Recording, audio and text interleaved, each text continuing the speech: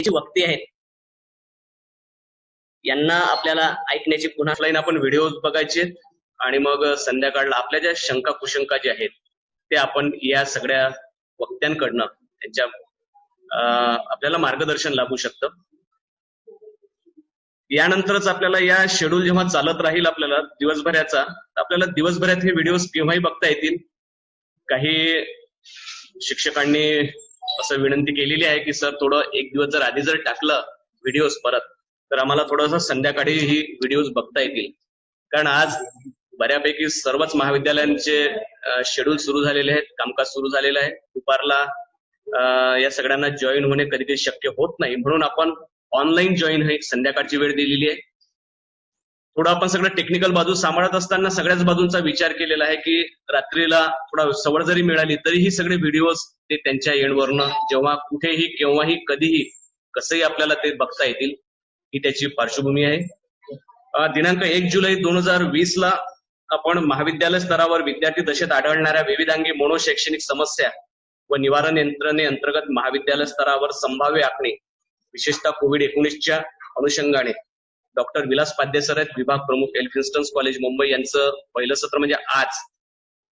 हा उद्घाटनाचा सोहळा संपल्या या सगळ्यांची व्हिडिओज अपलोड होऊन जातील आणि मग आपल्याला हे व्हिडिओज याच साईटवर, ह्या वेबसाईटवर कुणाला काही जर पुन्हा आधी बघायचे असतील तर संत गाडगेबाबा अमरावती विद्यापीठाच्या संकेतस्थळावर याची लिंक आहे. तसेच स्वतंत्र ही वेबसाईट आहे. या वेबसाईटवर सगळ्यांचे व्हिडिओज, त्यानंतर आजच्या कार्यक्रमाचंही पुन्हा स्ट्रीमिंग, त्यानंतरच्या सगळ्याच वक्त्यांचं जे ऑनलाईन जे सेशन्स असतील ते सगळ्यांचे व्हिडिओज आपण परत याच वेबसाईटवर टाकणार आहोत. दुसऱ्या सत्रामध्ये सध्याच्या स्थितीत विद्यार्थी मंडळींची संभाव्य मनो आरोग्याची स्थिती यावर डॉक्टर विश्वनाथ शिंदे सर, मानसशास्त्र विभाग प्रमुख, सावित्रीबाई फुले पुणे विद्यापीठ यांचं हे दुसरं सेशन राहणार आहे. दोन्हीही वक्त्यांचे दोन्ही सेशन्स ऑनलाईन हा कार्यक्रम संपल्यानंतर अपलोड होतील आणि त्यानंतर ते आपल्यासाठी पूर्ण वेळ, पूर्ण दिवस, आठवडाभरही हे तिथे राहतील.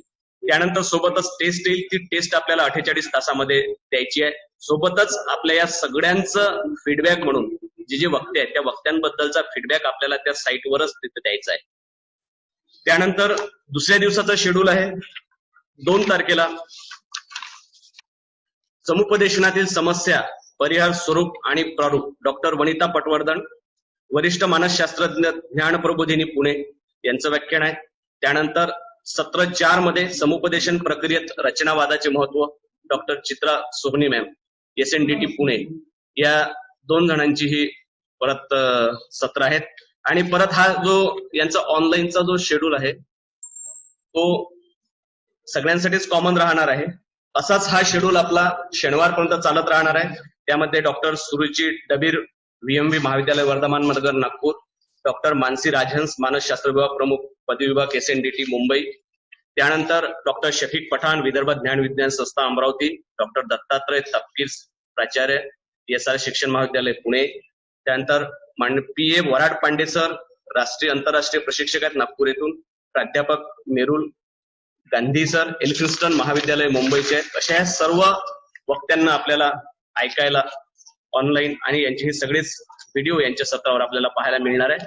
मला वाटतं आपण हा कार्यक्रम सुरू करावा. सगळे आता जॉईन झालेले आहेत. मी परत आपली ही सगळं सूत्रे संचालकांकडे सोपवतो आणि आपल्या उद्घाटनाच्या सत्राची सुरुवात मॅडम करतील.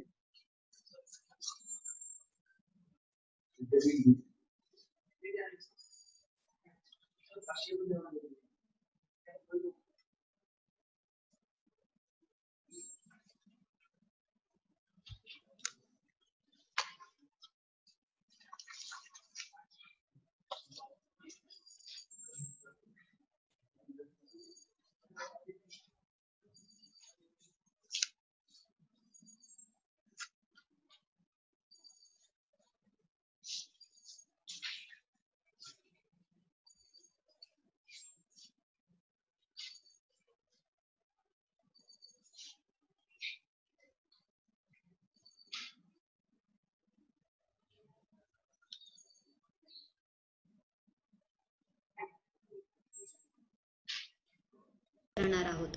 तसेच तज्ञ मार्गदर्शक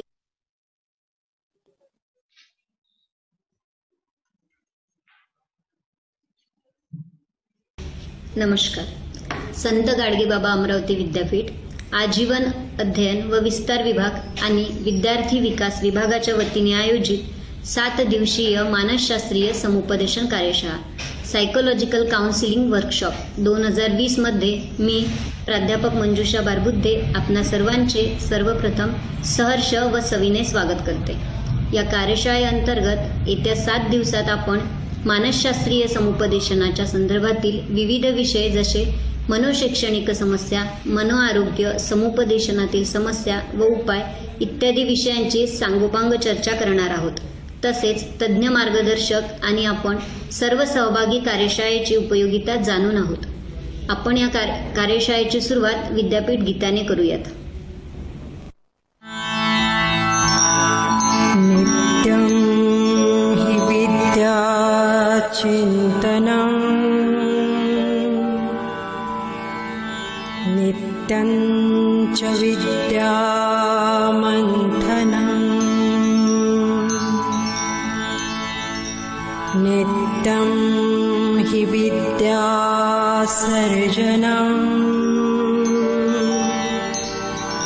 नित्यं च विद्या जीवनम्.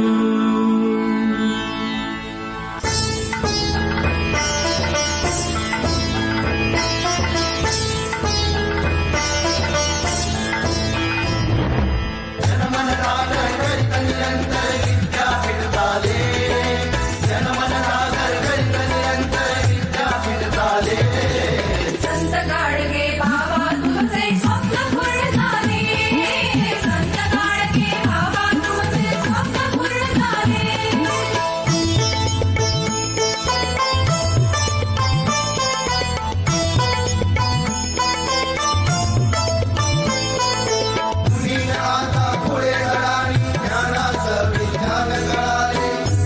कर्णकुटीतील सखी वेदानी आभाळाचे पंख मिळाले.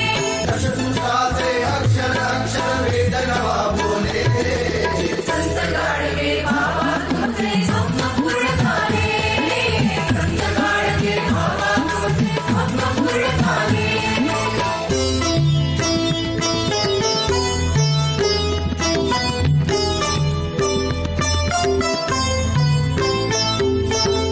किती रंजले किती गाजले किती आजळे डोळे पांगळे.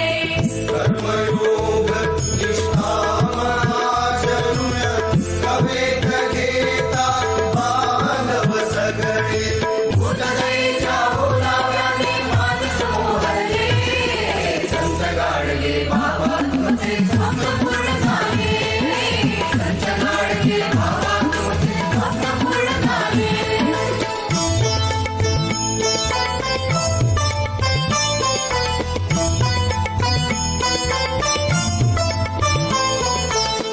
धर्मजातीच्या पलीकडे ती माणूस केवळ माणूस असतो. भेदक्रमाचे बंध तोडून मानवतेचे पूजन करतो. पिढ्यापिढ्यांचे जीवन दर्शन विश्वात्मक झाले. संत गाडगे बाबा तुमचे स्वप्न पूर्ण झाले. संत गाडगे बाबा तुमचे स्वप्न पूर्ण झाले.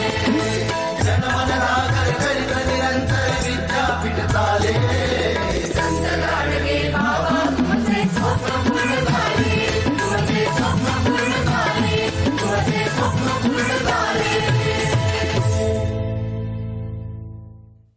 मी पुनश्च एकदा सर्व सहभागींचे व तज्ज्ञ मार्गदर्शकांचे या उद्घाटन सत्रामध्ये स्वागत करते. कार्यशाळेच्या उद्घाटनाचे अध्यक्ष सन्माननीय डॉक्टर मुरलीधर चांदेकर सर, कुलगुरू, संत गाडगे बाबा अमरावती विद्यापीठ अमरावती.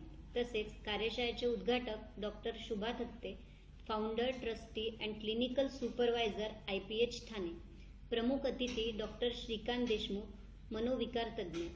तसेच आजीवन अध्ययन व विस्तार विभागाचे संचालक डॉक्टर श्रीकांत पाटील व विद्यार्थी विकास विभागाचे संचालक डॉक्टर दिनेश कुमार सातंगे सर यांचेही मी या ठिकाणी स्वागत करते. या कार्यशाळेमागची भूमिका व कार्यशाळेची व्याप्ती विशद करण्यासाठी कार्यशाळेचे प्रास्ताविक करण्यासाठी मी आजीवन अध्ययन व विस्तार विभागाचे संचालक डॉक्टर श्रीकांत पाटील सर यांना आमंत्रित करते. कर्मयोगी गाडगे महाराज, राष्ट्रसंत तुकडोजी महाराज, भाऊसाहेब पंजाबराव देशमुख यांच्या स्मृती सर्वप्रथम अभिवादन. आजच्या या मानसशास्त्रीय समुपदेशन कार्यशाळा, सायकोलॉजिकल काउन्सिलिंग वर्कशॉप या निमित्ताने या कार्यशाळेचे सन्माननीय अध्यक्ष संत गाडगेबाबा अमरावती विद्यापीठाचे सन्माननीय कुलगुरू डॉक्टर मुरलीधर चांदेकर साहेब आज आपल्याला ज्या उद्घाटक म्हणून लाभलेले आहे आणि त्यांचं कीनोट ॲड्रेस आपण ऐकणार आहोत अशा डॉक्टर शुभा थत्ते मॅडम, प्रमुख अतिथी डॉक्टर श्रीकांत देशमुख सर, आपल्या संत गाडगेबाबा अमरावती विद्यापीठाच्या विद्यार्थी विकास विभागाचे संचालक डॉक्टर दिनेश कुमार सातंगे सर आणि सर्व या कार्यशाळेला उपस्थित प्राध्यापक वृंद, विद्यार्थी या सर्वांचं सर्वप्रथम स्वागत करतो. निश्चितच आपल्याला माहित आहे की आज अशी परिस्थिती आहे की या लॉकडाऊन पिरियडमध्ये, कोविड-19च्या कोरोनाच्या पिरियडमध्ये खूप सारे विद्यार्थी हे घरी आहेत आणि त्यांनी भविष्यामध्ये त्यांचं काय होईल याची खूप मोठी चिंता त्यांना सतावत आहे. परीक्षेचं संदर्भात काय होईल, त्यानंतर त्यांच्या नोकरीचं काय होईल, त्यानंतर त्यांना उद्योग कसा करायचा, अशा प्रकारचे अनेक प्रश्न निर्माण झालेले आहेत. आणि म्हणून संत गाडगेबाबा अमरावती विद्यापीठाचे सन्माननीय कुलगुरू डॉक्टर मुरलीधर चांदेकर सर यांच्या संकल्पनेतून ही एक मानसशास्त्रीय समुपदेशनाची कार्यशाळा आपण या घेतो आहोत. 6 दिवस चालणाऱ्या या कार्यशाळेमध्ये अनेक विषय चर्चिले जाणार आहेत आणि खऱ्या अर्थानं टीचरना ट्रेन झाल्यानंतर तो काउन्सिलर निर्माण होण्याचं कार्य या कार्यशाळेच्या माध्यमातून होणार आहे. मला असं वाटतं की भरपूर जे काही रजिस्ट्रेशन आम्ही पाहतो आहे त्याच्यामध्ये खूप रजिस्ट्रेशन झालेले आहे आणि हा विषयच तसा आहे की जोपर्यंत माणसाची सायकोलॉजी ही चेंज होत नाही तोपर्यंत तो चांगल्या तऱ्हेने जगू शकत नाही असं मला वाटतंय.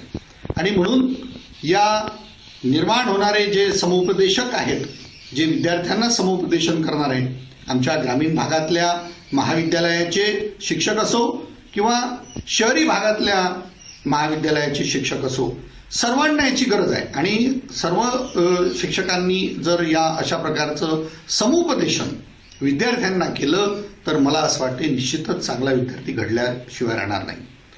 आमचे जे स्टेक होल्डर्स आहेत ते विद्यार्थी आहेत आणि या विद्यार्थ्यांपर्यंत, तळागाळातल्या शेवटच्या विद्यार्थ्यांपर्यंत पोहोचण्याचं काम या माध्यमातून आम्हाला करायचं आहे. आणि म्हणून ही कार्यशाळेचं खऱ्या अर्थानं नियोजन करण्यात आलेलं आहे. अनेक प्रकारच्या समस्या आपण पाहतो या लॉकडाऊन पिरियडमध्ये, खूप मोठ्या समस्या आहेत. आता ऑनलाईन अशा प्रकारचं शिक्षण आपल्याला घ्यावं लागणार आहे आणि यामध्ये अनेक अडचणी निर्माण होत आहे आणि या अडचणीवर मात करण्याच्या दृष्टिकोनातून ही कार्यशाळा विद्यार्थ्यांना समुपदेशन शिक्षकांनी केलं पाहिजे याकरता या कार्यशाळेचं खऱ्या अर्थानं नियोजन आहे. माननीय कुलगुरू, या कार्यशाळेचे अध्यक्ष यांचा परिचय द्यायची गरजच नाही. त्यांचा परिचय देणं म्हणजे मला असं वाटते की सूर्याला दिवा दाखवण्यासारखं होईल. आणि म्हणून या संत गाडगेबाबा अमरावती विद्यापीठाचे सन्माननीय कुलगुरू, तसेच आता प्रभारी कुलगुरू म्हणून राष्ट्रसंत तुकडोजी महाराज नागपूर विद्यापीठ याचे सुद्धा साहेब कुलगुरू आहेत, असे आमच्या या कार्यक्रमाचे अध्यक्ष. यानंतर मी आजच्या ज्या कीनोट स्पीकर आहेत आपल्या कार्यशाळेच्या, त्यांचा थोडक्यात परिचय करून देतो. डॉक्टर शुभा थत्ते मॅडम या क्लिनिकल सायकोलॉजीमध्ये PhD आहेत आणि त्यांच्या या क्लिनिकल सायकोलॉजीमध्ये त्यांच्या अंडरमध्ये जवळपास 7 स्टुडंट हे PhD झालेले आहेत आणि 5 स्टुडंट हे MPhil सुद्धा झालेले आहेत. मॅडमनी बिहेवियरल थेरपी युनिट अशा प्रकारचं एक युनिट KM हॉस्पिटल मुंबई 1972 साली सुरू केलेलं आहे. त्यांनी ट्रेनिंग कोर्सेस सुद्धा घेतलेले आहेत आशा वर्कर्स आहेत, सोशल वर्कर्स आहेत, मेडिकल ग्रॅज्युएट्स आहेत, इंडस्ट्रीयल एक्झिक्युटिव्हज आहेत आणि बाकीचे काम करणारे वर्किंग प्रोफेशन्समध्ये जे लोक आहेत यांच्याकरता क्लिनिकल सायकॉलॉजीमध्ये अशा प्रकारचे कोर्सेससुद्धा मॅडमनी ट्रेनिंग कोर्सेससुद्धा कंडक्ट केलेले आहेत. Madam senior research fellow of UGC on the project treatment resistant schizophrenia causation and intervention strategies या सब्जेक्टला धरून त्यांनी रिसर्च प्रोजेक्टसुद्धा केलेला आहे. त्या फाउंडर मेंबर आहेत इन्स्टिट्यूट फॉर सायकोलॉजिकल हेल्थ अशा प्रकारची एक इन्स्टिट्यूट मॅडमनी स्थापन केलेली आहे.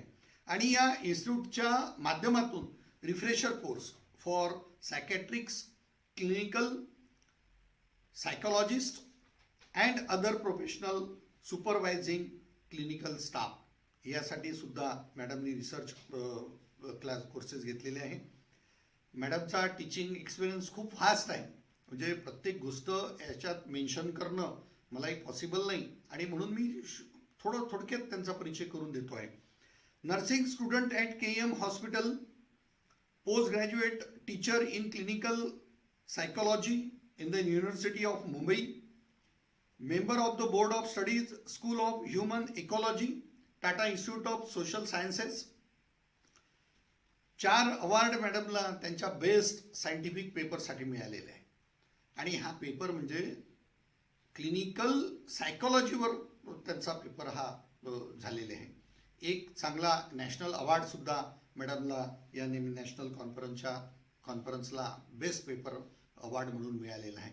अशा या वक्त्यांचा परिचय मी थोडक्यात करून दिला. मॅडमचा परिचय मी वाचायला जेव्हा लागलो त्यावेळेस आपल्याला खूप वेळ होईल, परंतु त्यांच्या बोलण्यातून आणि त्यांनी दिलेल्या कीनोट ॲड्रेसमधून या वक्त्यांच्या मार्गदर्शनातून आपण त्या किती हाईटच्या आहेत याचा विचार आपल्याला येणारच आहे. मी मॅडमचा या प्रसंगी परिचय आपल्याला करून दिला. यानंतर मला असं वाटते की आपण या जो हा पूर्ण 6 दिवसाचा जो फॅकल्टी डेव्हलपमेंट प्रोग्राम आहे या प्रोग्रामचा आपण सर्वांनी लाभ घ्यावा. या माध्यमातून आपण चांगले काउन्सिलर निर्माण व्हावे आणि विद्यार्थ्यांना त्या माध्यमातून चांगल्या तऱ्हेचं समुपदेशन व्हावं अशी अपेक्षा आपल्या सर्वांकडून मी करतो आणि थांबतो. धन्यवाद. धन्यवाद सर. यानंतर डॉक्टर शुभा थत्ते मॅडम यांना मी विनंती करते की त्यांनी 7 दिवस चालणाऱ्या या मानसशास्त्रीय समुपदेशन कार्यशाळेचे उद्घाटन करावे. शुभा थत्ते मॅम.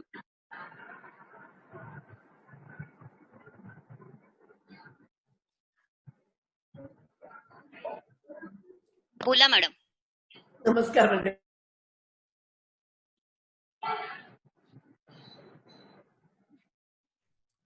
बोला मॅडम, बोला, आवाज येतोय.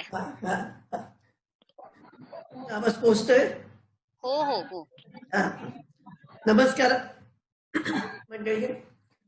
माननीय कुलगुरू, इथे जमलेले बाकीचे विद्वज्जन आणि सर्व विद्यार्थी यांना मी सांगू इच्छिते की आज या कार्यशाळेचं आपण उद्घाटन करणार आहोत आणि पुढे 7 दिवस जो ज्ञानयज्ञ आपल्या पुढे होणार आहे त्याच्यातनं आपण खूप शिकाल.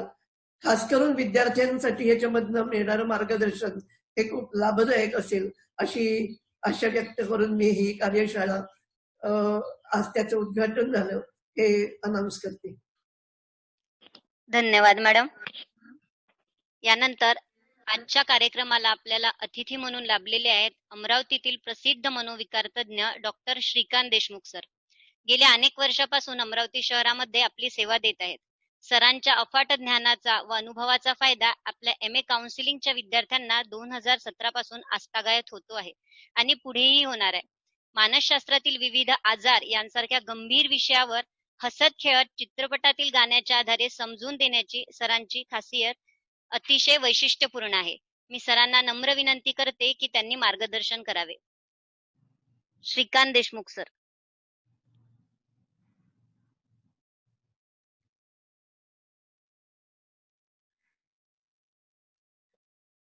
unmute करा.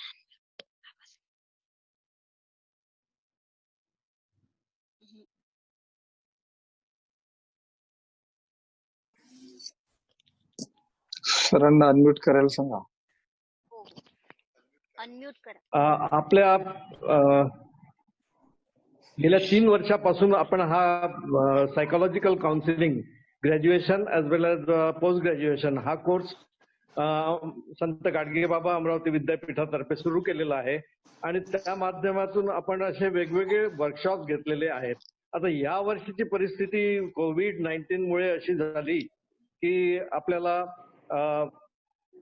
असे वर्कशॉप व्हर्च्युअल वर्कशॉप घेता येत नाही.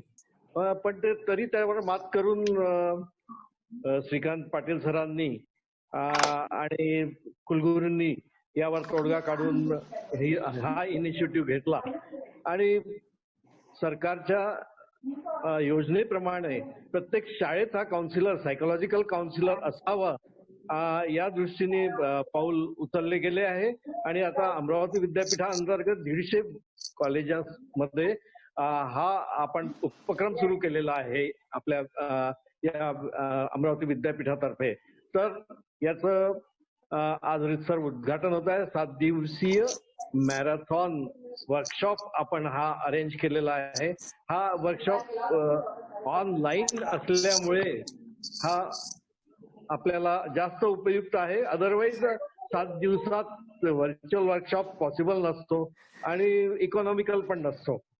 तर आज या मुख्य कीनोट स्पीकर म्हणून डॉक्टर मिसेस शुभदा थत्ते ह्या आपल्याला लाभलेल्या आहेत. त्याचप्रमाणे अनेक एक्सपर्ट्स सायकोलॉजिकल एक्सपर्ट्स ॲज वेल एज आपले विचारवंत आपल्याला या वर्कशॉपमध्ये लाभलेले आहेत आणि ते या पार्टिसिपंट्सला डेफिनेटली खूप लाभदायक होऊ शकेल. आणि हा जो कोर्स विद्यापीठांनी हा जो उपक्रम विद्यापीठांनी सुरू केला आहे तो अतिशय उपयुक्त ठरेल असं मला वाटतं. डॉक्टर मिसेस शुभदा थत्ते ह्या माझ्या गुरु राहिल्या. मी KM हॉस्पिटलमधूनच MD केलं होतं. त्या आमच्या सायकोलॉजिकल विभागाच्या प्रमुख होत्या. त्या अतिशय मनमिळावू आणि अतिशय चांगलं ज्ञान संपादन केलेलं आणि विद्यार्थ्यांना चांगलं ज्ञान देण्याच्या बाबतीत त्यांनी खूप प्रयत्न केलेले आहेत. त्यांचा जे स्किझोफ्रेनियावर प्रोजेक्ट आहे तो पण अतिशय उपयुक्त आहे. त्याचप्रमाणे IPH मध्ये त्या फाउंडर मेंबर आहेत. या अतिशय डॉक्टर मिसेस शुभदा थत्तेंना मी फार जवळून ओळखतो आणि त्यांचं मार्गदर्शन मला खूपदा मिळालेलं आहे. आमच्या इथे अमरावतीत सांगायचं झालं तर यंग स्किझोफ्रेनिक्स यांच्यावर आपण काय करू शकतो. या दिवशी 2 दिवसाची आम्ही कार्यशाळा आमच्या मानस या आणि बाबा या केंद्रांमध्ये केली होती 20 वर्षापूर्वी 2000 मध्ये आणि ती अतिशय उपयुक्त ठरली होती. 2 दिवसीय कार्यशाळा थत्ते मॅडमनी खूप चांगल्या रीतीने घेतली होती. त्यावेळी हजर असणाऱ्या सायकोलॉजिस्ट आणि बाकी सायकोलॉजीमध्ये काम करणाऱ्या विविध संस्थांना पण फार चांगला लाभ मिळाला होता आणि त्याचप्रमाणे क्रॉनिक स्किझोफ्रेनिया यासारख्या रुग्णांना पण विशेष लाभ मिळाला होता. आता अशा या थत्ते मॅडम आज की नोट स्पीकर पण आहेत आणि त्या वारंवार आपल्याला मार्गदर्शन पण करणार आहेत. त्याबद्दल मी त्यांचा खूप आभारी आहे. त्याचप्रमाणे अमरावती विद्यापीठाचा पण खूप आभारी आहे आणि आपल्या श्रीकांत पाटील सर, कुलगुरू चांदेकर साहेब आणि सगळे जे या दृष्टीने काम करतात, सायकोलॉजिकल काउन्सिलिंगच्या कोर्सला जे काही योगदान देतात त्या सगळ्यांचा मी खूप ऋणी आहे. आणि अमरावतीत अशा प्रकारचं हे कार्य होत आहे हे पाहून मला खूप आनंद वाटतो आहे. या कार्यशाळेला जरी आपल्याला पूर्णतः आमचं सहकार्य आहे आणि ही कार्यशाळा सफल हो अशी मनोमन खूप इच्छा पण आहे. All the best. थँक्यू. धन्यवाद सर. अतिशय उपक्रमशील, प्रत्येकाला वेळोवेळी मार्गदर्शन करणारे, अमरावती विद्यापीठात राबविल्या जाणाऱ्या छोट्या कार्यक्रमांपासून तर मोठ्या कार्यक्रमात जातीने लक्ष घालणारे व ज्यांच्या कार्यकाळात विद्यापीठाने उत्कृष्ट विकास केला आहे असे अमरावती विद्यापीठाचे सन्माननीय कुलगुरू डॉक्टर मुरलीधर चांदेकर सर यांनी 1 जुलै ते 7 जुलै दरम्यान चालणाऱ्या व कोविड-19च्या काळात अतिशय उपयुक्त असणाऱ्या अशा मानसशास्त्रीय समुपदेशन कार्यशाळेचे अध्यक्षीय भाषण करून आपले अमूल्य विचार प्रकट करावे अशी मी त्यांना विनंती करते.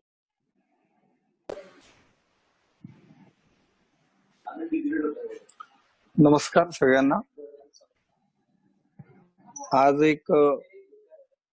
खरंच एक विद्यापीठाला किंवा वेगळा आयाम देणाऱ्या या कार्यक्रमाच्या उद्घाटन प्रसंगी मला उपस्थित राहून खरंच खूप आनंद होत आहे.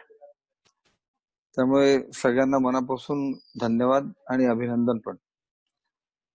आजच्या या सायकोलॉजिकल काउन्सिलिंग वर्कशॉपच्या उद्घाटन प्रसंगी सन्माननीय उद्घाटिका म्हणून उपस्थित असलेल्या आणि ज्यांचं या क्षेत्रातलं योगदान हे अमूल्य असं आहे अशा डॉक्टर शोभाताई थत्ते मॅडम. या विद्यापीठामध्ये सायकोलॉजी डिपार्टमेंट सुरू करून 3 वर्ष आपल्याला झाले आणि प्रारंभापासून ज्यांचं सहकार्य आहे विद्यापीठाला हा विभाग अतिशय उत्तमपणे चालवण्यासाठी ज्यांचं सहकार्य लाभलं आणि खरं म्हणजे विभाग ज्यांच्यापासून सातत्याने प्रेरणा घेत असतं असे डॉक्टर श्रीकांत देशमुख.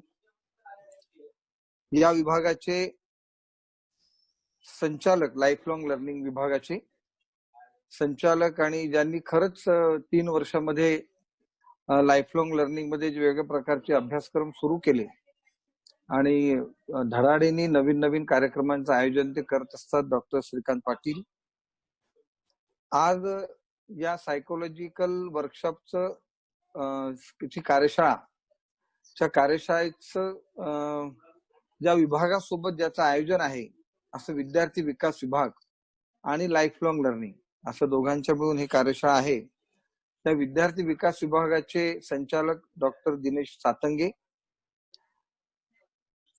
या 6 दिवस चालणाऱ्या कार्यशाळेमध्ये वेगवेगळ्या प्रकारचे जे मार्गदर्शक आपल्याला या ठिकाणी लाभणार आहेत ते सर्व सन्माननीय मार्गदर्शक आणि या ठिकाणी ज्यांनी फार आवडीने या कार्यशाळेमध्ये स्वतःला सहभागी करून घेतलं अशा सर्व सन्माननीय प्राचार्य आणि प्राध्यापक. मला माहिती कळली की जवळपास 1200 प्राध्यापकांनी रजिस्ट्रेशन यासाठी केलंय. मला वाटतं हा फार मोठा आकडा आहे आणि आपण नॅशनल लेव्हलचं वेबिनार मध्ये इंटरनॅशनल लेव्हलला घेणं सहज शक्य असतं कारण काहीच करावं लागत नाही, तसं फक्त लिंकच पाठवायची असते. परंतु हेतू लक्षात घेता केवळ त्या हेतूनी राज्यापुरता आणि प्रामुख्याने अमरावती विद्यापीठावर कॉन्सन्ट्रेट करून केल्यानंतर सुद्धा 1200 प्राध्यापकांचं रजिस्ट्रेशन होणं हे खरंच अभिनंदनीय आहे आणि म्हणून मी प्रयत्न करणाऱ्यांचं अभिनंदन करतो आणि त्या प्रयत्नाला प्रतिसाद देणाऱ्या या सर्व प्राध्यापकांचंही अभिनंदन करतो आणि धन्यवाद देतो. कारण काउन्सिलिंग वरच्या समुपदेशकावरच्या कार्यशाळेला इतका उत्तम प्रतिसाद मिळणं म्हणजे शिक्षण क्षेत्रामध्ये जे काही नवीन बदल येतात आहेत त्या बदलाची जाणीव ठेवून समर्थपणे प्रतिसाद देण्याचं हे द्योतक आहे. अलीकडच्या काळामध्ये आता शिक्षण क्षेत्रामध्ये खूप बदल या ठिकाणी येतात आहेत आणि त्या बदलाला समर्थपणे सामोरं जाण्याचं स्वाभाविक दायित्व हे शिक्षण क्षेत्रामध्ये काम करणाऱ्या ज्या शैक्षणिक संस्था आहेत यांच्या स्वाभाविकपणे आहे. आणि म्हणून ज्या वेळेला कोरोना आणि या विषयामध्ये प्रामुख्याने, कारण आपण सगळेच अफेक्टेड आहोत वेगवेगळ्या पद्धतीने, आणि जेव्हा विद्यार्थ्यांची प्रामुख्याने अख्खा देश, विश्वच अफेक्टेड आहे, पण आम्ही शिक्षण क्षेत्रातले सगळी मंडळी असल्यामुळे नेहमी आपल्यासाठी चिंतेचा विषय आपला विद्यार्थी असा तो राहत आलाय. आणि मग जेव्हा विषय असा आला की आपण काय करू शकतो आपल्या विद्यार्थ्यांसाठी, काही ठिकाणी पोरं डिप्रेशन, अजून विद्यार्थ्यांचे फोन भरपूर येतात, ते परीक्षेमुळे चिंतित असतात, त्यांचं करिअर कसं होईल त्याबद्दल चिंतित आहे, अभ्यास कसा करायचा, पुढे काय होणार त्याला काही माहिती नाही. त्याच्या वडिलांनी मेहनतीने त्याला शिकवलं, वडिलांना कल्पना नाही की पोराचं भविष्य काय होणार आहे. त्यामुळे पालकही चिंतित आहेत, आई वडील चिंतेत, विद्यार्थी चिंतेत, ते चिंतित असल्यामुळे आमचे शिक्षकही चिंतित आहेत. एकूणच सगळी काही चिंतेचं वातावरण हे निर्माण झाल्याचं आपल्याला ते सगळं बघायला मिळत आहे. आणि म्हणून हे चिंतेचं वातावरण एकमेकांना सांभाळूनच आपण दूर करू शकतो. खरं म्हणजे फार कोणी कोणाच्या उपयोगी दीर्घकाळ पडतो असं काही नाही, आपण गैरसमजुतीत सुद्धा राहू नये. पण तो जो एक क्षण असतो, त्या क्षणाला मात्र त्याला कोणीतरी सांभाळण्याची ती गरज असते.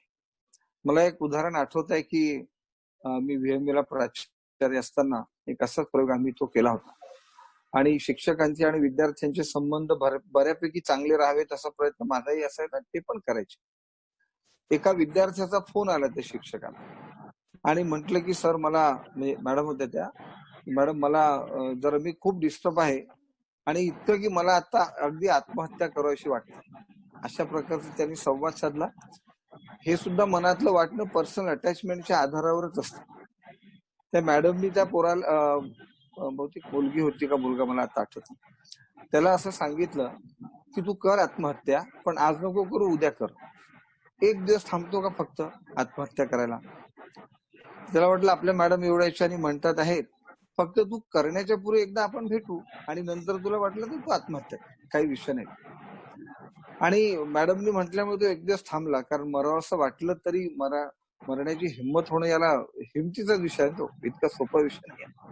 पण कोणीतरी भेटलं की नको तू करू. आणि नंतर काय, आता तो विद्यार्थी उत्तम स्थितीत आता आहे, म्हणजे आता अजूनही त्या मॅडमचं तो नाव घेतो. कारण तो जो एक दिवस आहे, एक दिवस किंवा एक क्षण थांबवणारा हा कोणीतरी त्याला भेटलं पाहिजे आणि सांगितलं पाहिजे, अशी स्थिती आत्ताची ती आपली निर्माण झालेली आहे. दुर्दैवाने मी वेगळ्या संदर्भात बोलतो म्हणून निगेटिव्ह बोलतोय, अदरवाईज निगेटिव्ह बोलण्याचं कारण नाही. दुर्दैवाने समाजामध्ये खूप प्राधान्यता आपल्या आयुष्यात पण बदलल्या, कुटुंब पद्धतीपासून बदललाय. म्हणजे भरपूर या ठिकाणी समुपदेशक आहेत, मी खूप सायकोलॉजी या विषयावर बोलण्याचं धाडस करणं बरोबर नाही आहे, परंतु त्या मागची कल्पना जी विद्यापीठाची ते सांगण्यासाठी फक्त थोडासा उल्लेख करतो, तो करण्याचा धाडस करतो. कुटुंब पद्धती पण खूप बदललेली आहे, कुटुंब तुटलेत, आता घरं मोठी झाली आहेत आणि कुटुंबातली माणसं कमी झालेली आहेत. अनेकदा नागपुरामध्ये आम्ही बघतो मोठमोठ्या बंगल्यांमध्ये माणसंच नाही, मात्र ती ओस पडली, कारण मुलगा कुठेतरी गेला. एवढंच नाही तर नवरा बायको पण एका ठिकाणी एकमेकांपासून दूर असे ते जायला लागले आणि मुलं कुठेतरी गेलेले आहेत बाहेर, असं सगळ्यात म्हणजे प्रत्येक माणूस एकटाच जगतो की काय, अशा प्रकारची स्थिती निर्माण झाली आहे. आणि मात्र जगण्यामधले जे तुमच्या समस्यांचे विषय ते तर कायमच राहणार, ते कोण बदलणार आहे? माणसाच्या गरजा या स्वाभाविकच आहेत, तर तशाच राहणार आहेत. फक्त त्या गरजा पूर्ण करत असताना आणि जगताना ज्या गोष्टीची आपल्याला काही गरज प्रामुख्याने जाणवत असते, त्याच्यामध्ये शेअरिंगची गरज असते. संयुक्त कुटुंब पद्धतीमध्ये दिवसभर कोणी किती असले तरी संध्याकाळी शेअरिंग व्हायचं, एकमेकांशी बोलायचे आणि त्याच्यातनं मार्ग निघायचे, पुन्हा कामाला लागायचे. आता शोधावं लागतं आपल्याला की माझ्या मनात आलेलं मी कोणाशी शेअरिंग करू. ही स्थिती निर्माण झाल्यामुळे आणि मानसिकता तिथून खराब आपली ते होते. म्हणजे माझं आता ऐकणारं कोणीच राहिलं नाही का? खरं मी पण कोणाचं ऐकणारं राहिलेलो नाहीये, हे विसरतो आपण. तर मी पण कोणाचं ऐकत नाही, माझ्याकडे वेळ नाही, माझा ऐकणारं कोण नाही, त्याच्याकडे वेळ नाही आहे. या सगळ्या स्थितीमध्ये प्रामुख्याने सगळ्या समाजाचा त्या घटकाचा विषय काय तो होईल, मोठमोठे तज्ज्ञ आहेत ते करतील त्याचा विचार, पण प्रामुख्याने विषय जो जातो आमच्या विद्यार्थ्यांपर्यंत. पूर्वी विद्यार्थ्यांचं ठीक होतं, आम्ही शिकत असताना फक्त 11वीत ऍडमिशन कुठे घ्यायचे तर जिथे मिळेल तिथे घ्यायची, अशा प्रकारचा विषय सुरुवातीला होता. आणि मग त्याचे जास्त हुशार असला तर सायन्स, नंतर कमी असला तर कॉमर्स आणि मग आर्ट्स, मग कॉलेजचे वगैरे असे सगळे आणि ऍडमिशन आपण त्या ठिकाणी घ्यायचो. परंतु फार काही असे विषय नव्हते, स्पर्धा नव्हती, चिंतेचे विषय नव्हते. आता तर परीक्षेपासून चिंतेचे विषय आहेत. 95% मिळाले, एका मार्काने ऍडमिशन गेली, म्हणजे त्याचं 95% कौतुक राहिलं बाजूला, 1 मार्क कमी मिळाल्यामुळे ऍडमिशन गेली, हा विषय जास्त चिंतेचा होतो. त्यामुळे स्पर्धेमध्ये एकमेकांना सांभाळणं कमी आणि स्पर्धेमध्ये आपण ते सगळे जगायला लागलो. आणि अशा स्थितीमध्ये जर आपण खरंच एकमेकांना सांभाळण्यासारखे नाही झालो तर हा विद्यार्थी, हा भारत तरुणांचा देश असं म्हणतात आणि सगळे तरुण आमच्याकडे आहे. शिक्षण क्षेत्रामध्ये काम करण्याचं भाग्य इतकं मोठं आहे, मी तर स्वतःला भाग्यवानच समजतो की देशातला तरुण हा आमच्याकडे आहे. या तरुणाला जर नीट आपण ठेवलं नाही तर मग तरुणांची नुसती संख्येने संख्या असून उपयोग काय त्याचा? त्याला मदत करण्याची गरज आहे, त्याला लागेल ते करण्याची गरज आहे, देण्याची गरज आहे. ते देण्याची क्षमता आमची नसेल तर निर्माण करण्याची गरज आहे. प्रत्येक माणूस सगळ्या गोष्टी देण्यासाठी समर्थ राहू शकत नाही, तो आपला दावा पण नाही आहे, पण प्रयत्न तर करू शकतो आपण. विद्यापीठ म्हणून सुद्धा प्रयत्न करू शकतो. आणि अशा अनेक प्रयत्नातला हा आजचा पण एक प्रयत्न आहे की समुपदेशकाची निर्मिती.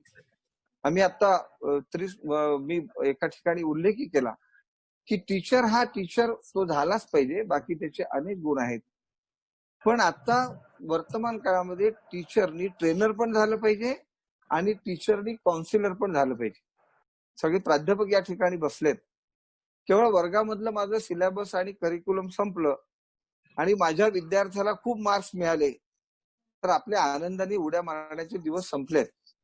त्याला खूप मार्क्स मिळाल्यानंतर तो पुन्हा चिंतेत जातो की आता मला पुन्हा पुढचं करिअर माझं होणार का नाही. अशा खूप बारीक बारीक गोष्टी आहेत ज्या आपल्या विभिन्न सत्राच्या माध्यमातून येणार आहे. हेतू फक्त असा आहे की आवड शिक्षक म्हणून आता फक्त आपली भूमिका बजावणं गरजेचं नाही आहे. पूर्वी विद्यार्थी माझ्याकडे फक्त शिकायला यायचा, तो कदाचित आताही शिकायलाच येतही असेल, पण आता त्याला केवळ शिक्षणाची गरज नाही आहे, त्याला समुपदेशनाची सुद्धा गरज आहे. आणि म्हणून येणाऱ्या काळामध्ये मी माझ्या शिक्षकाच्या भूमिकेच्या बरोबरीने समुपदेशकाची सुद्धा, मी जसं म्हटलं की एका मॅडमनी एका मुलाचा जीव वाचवला, त्याला सांगितलं तू आत्महत्या कर, काही प्रॉब्लेम नाही, फक्त एक दिवस थांब. इतकं पर्सनल अटॅचमेंट माझं विद्यार्थ्याशी आहे का की मी पण बेल वाजवून आम्ही आत बाहेर जर करत असू तर ज्या विद्यार्थ्याला अभ्यासक्रमाच्या पलीकडची गरज त्या शिक्षकाची आहे, समुपदेशकाच्या भूमिकाची, ती जर आपण पार नाही पाडली तर मला असं वाटतं की तो एका अर्थाने आपल्या विद्यार्थ्यावर, जो आपल्यावर अवलंबून आहे, त्याच्यावर ते अन्याय होईल. आणि म्हणून सुद्धा या वेगवेगळे विषय जे आपल्या पुढे मांडल्या जाणार आहेत, अतिशय महत्वाचे विषय आहेत. या विषयाला जितक्या गांभीर्याने, मला तर या आयोजकांचं कौतुक वाटतं. मला फोन आला होता सातंगे सरांचा की सर, मलाही आधी वाटलं की 7 दिवसाची कार्यशाळा कशी घेणार, इतके सेशन्स आहेत सगळे, किती प्रयत्न लागतो. मलाही रोज इथे व्हिडिओ रेकॉर्डिंग करून पाठवावं लागतं. वेबिनार आहे, कुलगुरू म्हटलं की लोकांना वाटतं कुलगुरूंच्याच उद्घाटन झालं की बरंच तापलं, आणि त्याला किती त्रास होतो. पण इतक्या त्रासामध्ये यांनी इतके व्हिडिओज केले, संध्याकाळी पॅनल डिस्कशन ठेवलं, तुमच्याकडनं पुन्हा फीडबॅक मागितलाय. केवळ कार्यशाळा टिकमार्क म्हणून ऑर्गनाईज करणं सोपं असतं, पण कार्यशाळेचा आउटपुट निघालं पाहिजे म्हणून ऑर्गनाईज करणं हे कठीण असतं. आणि त्या गोष्टी लक्षात ठेवून या कार्यशाळेचं आयोजन जे आयोजकांनी केलं आहे त्यातून तरी आपण त्याचं महत्व हे लक्षात ठेवलं पाहिजे. मला दुसरं पूर्ण माहिती आहे, काउन्सिलिंग मध्ये पर्सनल टच हा अतिशय महत्वाचा असतो. टेलिफोनिक काउन्सिलिंग कधी होत नाही, झालं तरी तो तेवढा प्रभावी नसतो. आम्ही सुद्धा डॉक्टरांकडे जेव्हा जातो, आपण सगळेच जातो, डॉक्टरांनी आपल्याला हात लावला की बरं वाटतं. नुसते सल्ले दिले की वाटते काय डॉक्टरांनी तपासलं सुद्धा नाही मला. तू जास्त विद्वान असतो माझ्यापेक्षा, परंतु आपली अपेक्षा असते कोणतरी हात लावावं, त्याला फिजिकल टच असावं. काउन्सिलिंग मध्ये त्याचे एक्सप्रेशन सुद्धा आपल्याला खूप महत्वाचे असतात, कारण त्याच्यावरून आपल्याला पुढचं हे सगळं बोलायचं असतं. हे सगळं आवश्यक असून सुद्धा पण कोरोनामुळे शक्य नसल्यामुळे, देशमुख सर म्हणाले तसं, आपला प्रवास थांबवला नाही, आपण सुरू ठेवलाय, कारण ती काळाची गरज आहे. म्हणून मला असं वाटतं की काळाची गरज लक्षात ठेवून आपण आता सुरू केलेला प्रवास हा खऱ्या अर्थाने कसा उपयोगाचा ठरेल अशा प्रकारचा संकल्प या कार्यशाळेमध्ये आपण करू. काउन्सिलर सगळ्यात मोठा आपल्याकडे पहिला जो श्रीकृष्णाला मानलेला आहे. कुरुक्षेत्रामध्ये अर्जुनाचं काउन्सिलिंग जे श्रीकृष्णाने केलं, हातातले शस्त्र खाली ठेवणारा अर्जुन पुन्हा हातात शस्त्र घेतो आणि युद्धाला तयार होतो, ही त्या काउन्सिलिंगची ताकद आहे. त्यामुळे ही ताकद आपली आता आपल्यामध्ये ती निर्माण होणार आहे या कार्यशाळेमुळे.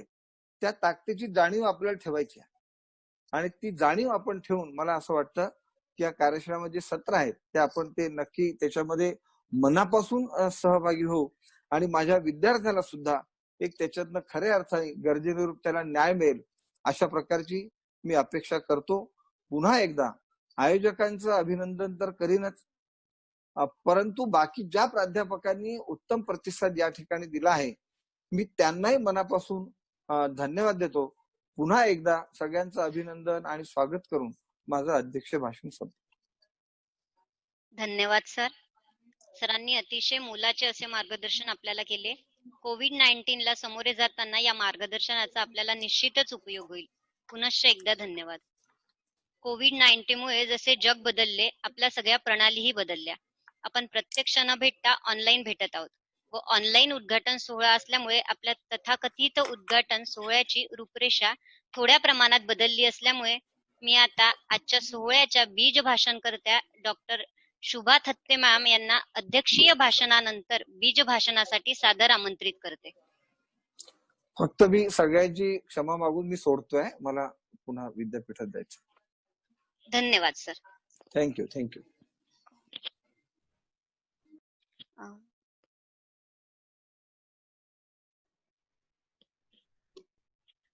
शुभा थत्ते मॅम. मैम आप अपना माइक आपके मोबाईल से डिवाइस से शुरू करा. मॅडम तुम्ही को होस्ट आहात, तुमच्याकडे कंट्रोल आहे, तुमचा माइक तुम्ही अनम्यूट करू शकता तिथून. शुभा मॅडम तुम्हाला मेसेज आला असेल, प्लीज माइक तुमचा. Okay okay. नमस्कार.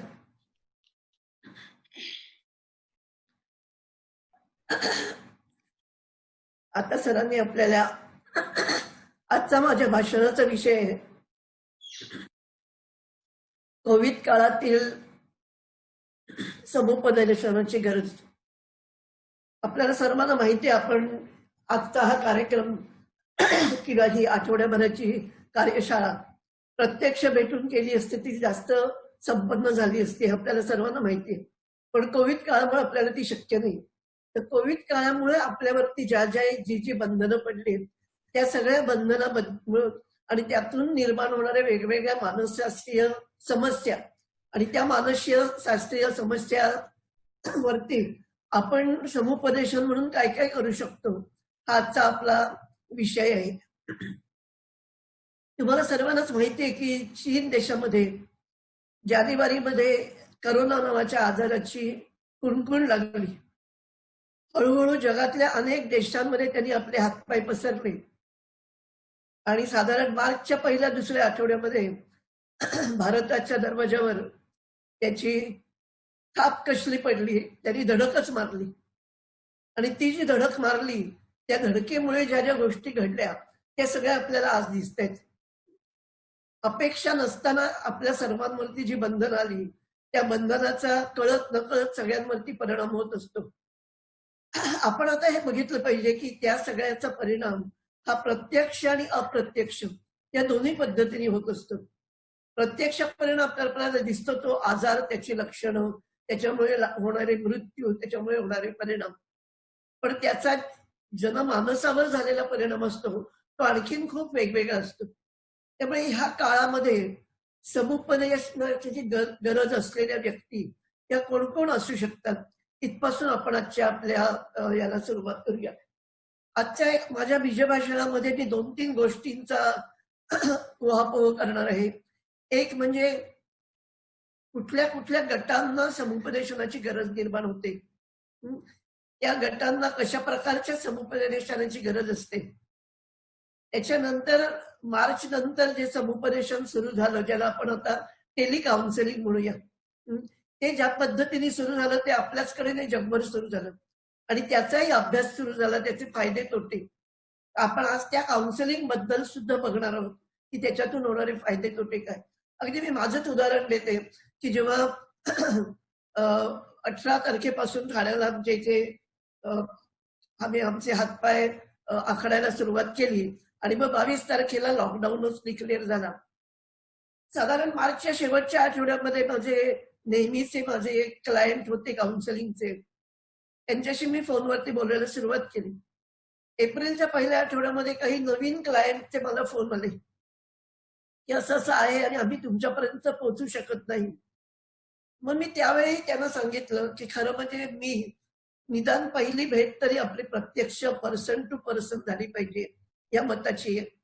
त्यामुळे आपण भेटू आणि त्याच्यानंतर आपण काउन्सिलिंगला सुरुवात करू. 8 दिवसामध्ये चित्र आणखीन स्पष्ट झालं की ते इतक्यात होणे नाही. त्यातल्या एका क्लायंटचा फोन औरंगाबादहून आला होता, एकाचा जळगावहून आला होता आणि अर्थातच त्यांची गरज होती ती खूप प्रेसिंग होती. आणि त्यामुळे मग मी माझा आधीचा विचार बाजूला टाकला आणि फोनवरती काउन्सिलिंगला सुरुवात केली. आता हा जो शिफ्ट आहे तो शिफ्ट जवळजवळ सर्व लोकांनाच करायला लागला. पण आज आपण हे बघू की आपल्या समोर ही सगळी जी टेक्नॉलॉजी उपलब्ध आहे ज्याच्यामुळे आपण एकमेकांशी आज संवाद साधू शकतोय, अशा तऱ्हेची कार्यशाळा यशस्वी करू शकतोय. तीच गोष्ट जर 15 वर्षापूर्वी घडली असती तर मला नाही वाटत काही शक्य होते. तर एकीकडे जरी हा एक प्रकारचा आपल्यावर झालेला आघात आहे म्हटलं तरी त्या आघाताचं स्वरूप आपण संधी म्हणून कसं रूपांतर करायचं हे आपण बघणं पण आवश्यक आहे. त्याच्यामुळे आपण काय काय करू शकतो. तर आता माझ्या एकंदर इतक्या वर्षाच्या काउन्सिलिंगच्या अनुभवातून मी काय काय शिकले आणि काय काय या आजच्या माझ्या घडीला कसं उपयोगी पडतंय याच्याबद्दल मी थोडं बोलणार आहे. मुंबई आणि महाराष्ट्रात काउन्सिलिंग करणारे समुपदेशक जे अनेक आहेत त्यांचे आमचे व्हॉट्सअपवरती काही ग्रुप्स आहेत. त्या ग्रुपवरती त्या सर्वांची प्रतिक्रिया त्यांच्या क्लायंटच्या बाबतीत काय काय झाली ती त्यांनी बऱ्याच वेळा माझ्याशी शेअर केली. त्यामुळे तो पण एक संदेश मी तुमच्यापर्यंत याच्याद्वारे पोहोचवू शकणार आहे. आता आपण सुरुवात करूया आजच्या आपल्या ह्याच्यामध्ये काय काय गोष्टी आपल्याला दिसत आहेत.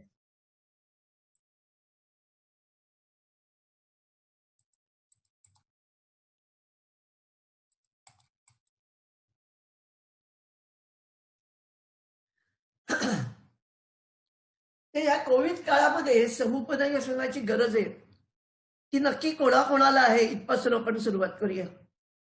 त्यातली सगळ्यात पहिल्यांदा आपण बघूया की वैद्यकीय व्यवसायात काम करणाऱ्या ज्या ज्या व्यक्ती आहेत, डॉक्टर पासून नर्सेस पासून अगदी सफाई कामगारांपर्यंत, त्या सगळ्यांच्या मनामध्ये असणारी जी एक भीती आहे ती सगळ्यात जास्त कुठली आहे की मला स्वतःला संसर्ग होईल की काय, हा संसर्ग घेऊन मी घरी जातो ते घरच्या माणसांना त्याच्यामुळे काही अपाय होऊ शकतो का.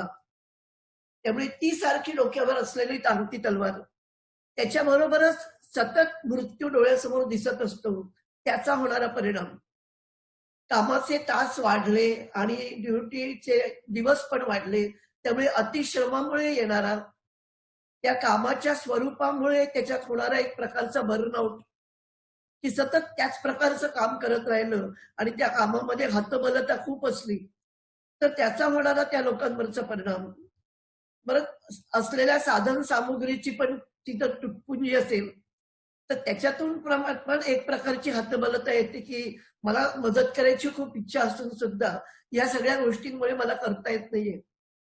आता ही सगळी जी मंडळी आहेत त्या सर्वांना सुद्धा समुपदेशनाची अतिशय गरज आहे.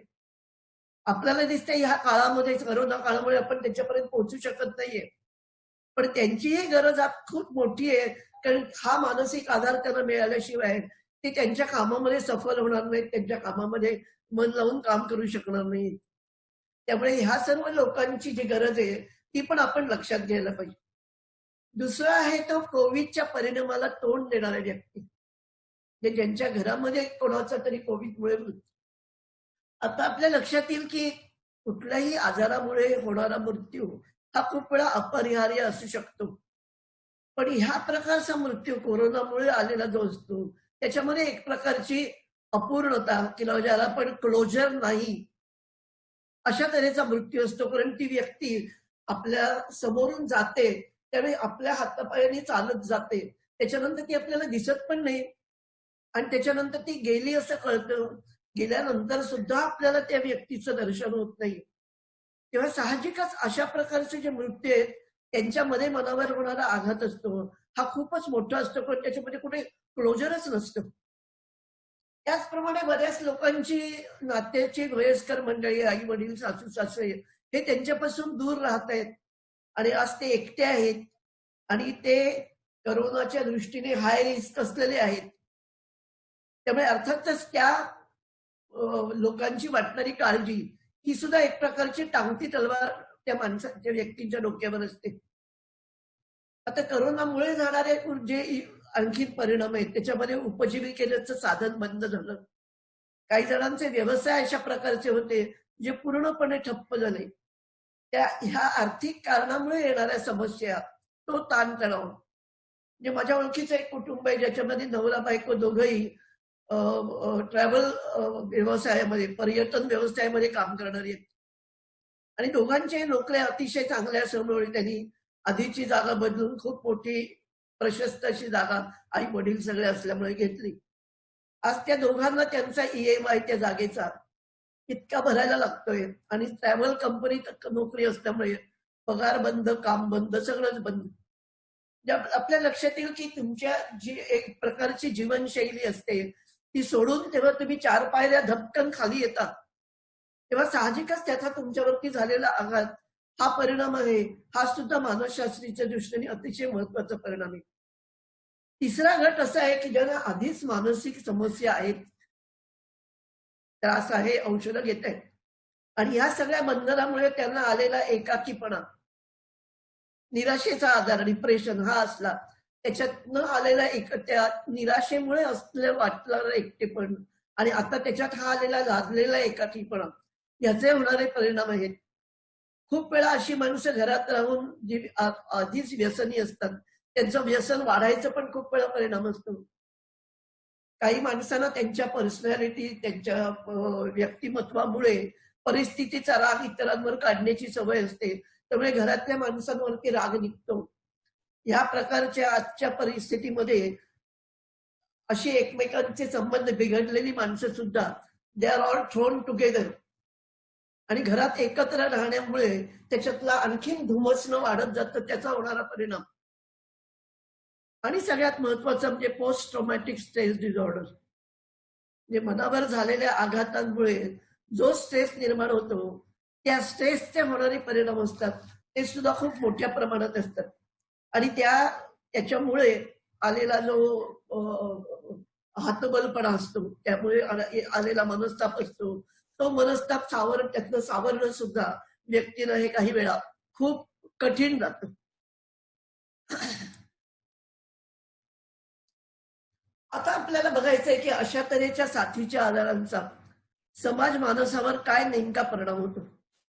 आता ह्याचा आपल्याकडे असलेला डेटा फारच कमी आहे, कारण अशा प्रकारचा महामारीचा आपल्याला अनुभवच नव्हता. आपल्यालाच नव्हे तर इतर देशांनाही नव्हता. 2008 साली सार्स नावाचा एक साथीचा रोग आला होता, तो जास्त चीन देशामध्ये जास्त होता. ती महामारी नव्हती पण खूप मोठी आलेली साथ होती, त्याची लक्षणं पण 4-6 महिने सतत चालू होती, खूप तीव्र होती. आणि त्यावेळी चीन देशाने त्याचा जो अभ्यास केला, त्यांनी जे वेगवेगळे शोधनिबंध त्यावेळी लिहिले, त्याच्यात असं दिसतंय की मानसिक आजाराचं प्रमाण त्याच्यामुळे फार असं वाढलं नाही, 11% फक्त वाढलं. परंतु त्याच्यानंतर पोस्ट ट्रॉमॅटिक स्ट्रेस डिसऑर्डर ह्या आजाराचे पडसाद त्यांना जवळजवळ 3 वर्षांपर्यंत दिसत होते. तर त्यापूर्वीचा काळ बघितला तर भारतामध्ये 1920 साली प्लेगच्या महामारीचा आजार आला आणि त्यावेळी प्लेगने अनेक लोक मृत्यू पावले. पण त्याचा सुद्धा अहवाल आहे तो जास्त सामाजिक परिणामांवरती, मानसिक परिणामांची फारशी नोंद 1920 साल असल्यामुळे ती फारशी नाहीये. परंतु करोना या महामारीच्या मानसिक आरोग्यावर होऊ शकणाऱ्या परिणामाबद्दल गेले 2 महिन्यामध्ये अनेक शास्त्रीय निबंध उपलब्ध आहेत.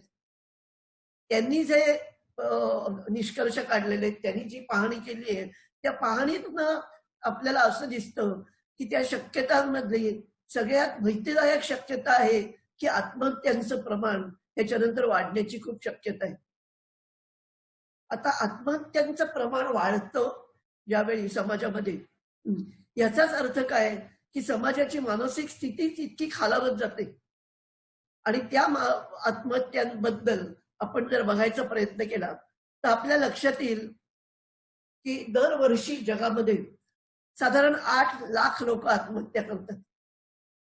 व अशा असलेल्या मृत्यूंमध्ये ज्यांच्या आत्महत्या मृत्यूमध्ये ज्याचं पर्यवसन झालं, अशी जर माणसं धरली तर अशा प्रत्येक माणसाच्या मागे 20 माणसं तरी अशी असतात की ज्यांच्या मनामध्ये आत्महत्येचे विचार घोळत असतात. आता आपल्या लक्षात येईल की हे जर निष्कर्ष काढले असतील तर ह्याच्यामध्ये आपल्या लक्षात येईल की या एकूण होणाऱ्या 8 लाख लोकांच्या आत्महत्यांमध्ये सुद्धा 11 ते 29 या वयोगटामधल्याचं प्रमाण सगळ्यात जास्त असतं. आणि ह्या आत्महत्यांमधलं 79% या विकसनशील देशांमध्ये म्हणजे भारतासारख्या भारत या देशामध्ये होण्याची शक्यता जास्त असते. आता आपल्याला दिसते एकंदर जगामध्ये सुद्धा आत्महत्यांची कारणांमधली प्रमुख कारणं आहेत एकाकीपणा, जवळच्या व्यक्तीचा अचानक होणारा मृत्यू, खालावलेली आर्थिक स्थिती किंवा अस्थिरता आणि बेकारी ही जास्त करून कारण आहेत. आणि आपल्याला संशोधनात असं दिसतंय की करोनामुळे ही लक्षणीय वाढ दिसते. कारण का या चारही गोष्टी एकाकीपणा, मृत्यू, आर्थिक स्थितीचं आणि बेकारी या चारही गोष्टी होण्याची शक्यता पुढच्या 2 वर्षांमध्ये खूप मोठी आहे. आता आपल्या लक्षात येईल की आत्महत्येबद्दल आपण जेव्हा आता बोलतोय एक त्याच्यातला समोर आलेला एक भाग असा आहे की सुशांत सिंग राजपूत सारख्या मुलांनी जेव्हा आत्महत्या केली त्याचे आपल्याला दिसते की समाजामध्ये किती पडसाद उमटले. जरी जगभर आत्महत्या रिपोर्ट करताना किंवा त्याची बातमी देताना काही मार्गदर्शीय तत्व दिलेली आहेत की ती कशा प्रकारे सांगायची, ती सर्व धुडकावून लावून आपल्या माध्यमांनी ती एखादी खमंग बातमी असल्यासारखी चघळत त्याची चर्चा केली. आता ह्या चर्चेचा झालेला समाजावरचा परिणाम हा सुद्धा खूप मोठा असू शकतो. आपल्याला माहिती नाही ते नक्की त्याचं काय कारण होतं, त्यांनी अशी टोकाची भूमिका घेतली त्याचं काय कारण होतं हे आपल्याला माहिती नाही. त्याला मानसिक आजार होता हे नक्की, डिप्रेशन सारखा आजार होता हे नक्की. परंतु अजूनही आपल्याला वैद्यकीय व्यवसायात असलेल्या लोकांकडनं सुद्धा हे ऐकू येतं की अरे एवढ्या यशस्वी ठिकाणी पोचलेला माणूस आत्महत्या का करतो. याचाच अर्थ काय की आत्महत्येच्या मागे काही मनोवैज्ञानिक कारण असू शकतात. डिप्रेशन नावाचा आजार हा फक्त बाहेरच्या घडणाऱ्या घटकांशी संबंधित नसतो. त्या माणसाच्या मनामध्ये जे वेगवेगळे रासायनिक बदल होत असतात त्याच्यामुळे डिप्रेशन सारखा आजार होऊ शकतो. हे जर वैद्यकीय व्यवसायातल्या सुद्धा इतर व्यवसायांना माहिती नाही तर सामान्य माणसाची गोष्टच वेगळी. आता आपल्याला जे दिसतंय की ह्या आत्महत्येच्या नंतर जवळजवळ 8 आत्महत्या वेगवेगळ्या रिपोर्ट केल्या गेल्या ह्याच वयोगटातल्या लोकांची. त्याचप्रमाणे माझे जे मगाशी म्हटलं त्याप्रमाणे समुपदेशन कलिग आहेत जे क्षेत्रात वेगवेगळं काम करतात, त्या सगळ्यांनीही त्यांची ही नोंद त्यांच्या पोस्टवरती केली की आमचे जे या वयोगटातले पेशंट आहेत म्हणजे साधारण 15 ते 28 या वयोगटातले या सगळ्यांचे त्यांची निराशा आणखीन गडद झाली ह्या काळामध्ये. म्हणजे आपल्या लक्षात येईल की हा जो आहे आत्मघाताचे परिणाम हे खूप दूरगामी असू शकतात. आणि त्या सर्वांसाठी आपण मानसशास्त्रज्ञ म्हणून, आपण समुपदेशक म्हणून कुठल्या गोष्टी लक्षात ठेवल्या पाहिजे, काय करायला पाहिजे हे आपल्याला बघणं खूप गरजेचं आहे. आता ताणतणाव आणि पोस्ट ट्रॉमॅटिक स्ट्रेस डिसऑर्डर या 2 गोष्टी आपण म्हटलं की ह्या करोनातून येण्याची शक्यता खूप जास्त आहे. मग आपल्याला करोनाचं वैशिष्ट्य वेगळं असं काय आहे तर पहिली गोष्ट म्हणजे लक्षणं नसलेली व्यक्ती सुद्धा इतरांना संसर्ग पोचवू शकते आणि हे विषाणू पृष्ठभागावरती सुद्धा जिवंत राहू शकतात. या 2 गोष्टींमुळे आपण आज सुरक्षित आहोत की नाही हे आपल्याला माहिती नसतं. असं माहिती नसणं, ही अस्थिरता ही सुद्धा एक सतत डोक्यावर टांगणारी तलवार असते की आपल्याला आज काही होईल माहित नाही. अशा अनिश्चित स्थितीमध्ये जे होणारे तणावाचे परिणाम असतात ते खूप दूरगामी असू शकतात. अगदी साधी आपण उदाहरण घेऊ. अस्थिरता म्हणजे काय की समजा आज माझ्या डोक्यावर कोणी 20 किलोचं वजन दिलं आणि सांगितलं की हे वजन तुला 4 तास घ्यायचंय, तर मला माहिती असतं 4 तासाने वजन खाली उतरणार आहे. म्हणजेच ते वजन मला त्रासदायक होत नाही कारण मी मनामध्ये काय म्हणते चला 1 तास झाला, त्याला 2 तास झाले, आता 4 तासांनी मला ते खाली ठेवायचंय. पण तेच वजन जर माझ्या डोक्यावर अनिश्चित कालपर्यंत असेल, ते तुझ्या डोक्यावर ठेवलंय आणि कधी काढता येईल तुला आम्हाला सांगता येत नाही, तोपर्यंत तुला यायला पाहिजे. आता अशा अनिश्चितीमध्ये आपल्या मनामध्ये जास्त तणाव निर्माण होतो. खूप वेळा आजूबाजूला घडलेल्या घटना, मृत्यू आहेत, त्या सुद्धा माध्यमातून मिळणारी माहिती असते ती खूप वेळा अगदी अतिरंजित करून सांगितलेली असते. दाखवलेल्या चित्रफिती असतात. या सगळ्यामुळे ताणतणावामध्ये आणखीन भर पडत जाते. आपण ज्याला पोस्ट ट्रॉमॅटिक स्ट्रेस डिसऑर्डर म्हणतो, याची लक्षणं सुद्धा शारीरिक पण असतात आणि मानसिक पण असतात. त्यामुळे खूप वेळा असलेली शारीरिक लक्षणं त्यांच्याकडे दुर्लक्ष केलं जातं, पण ते खरं म्हणजे मानसिक तणावातून निर्माण झालेली असतात. परत मनावर झालेले आघात असतात, हे सुद्धा अनेक प्रकारचे असू शकतात, एकाच प्रकारचे नसतात. त्यामुळे अशा रुग्णांबरोबर, अशा समुपदेशनार्थी क्लायंटशी बोलताना आपल्याला खूप सावध राहायला लागतं, खूप गोष्टी समजून घ्यायला लागतात. म्हणजे आपली समुपदेशक म्हणून जबाबदारी आज ही खूप वाढली आहे आणि वाढणार आहे या पुढच्या काळामध्ये.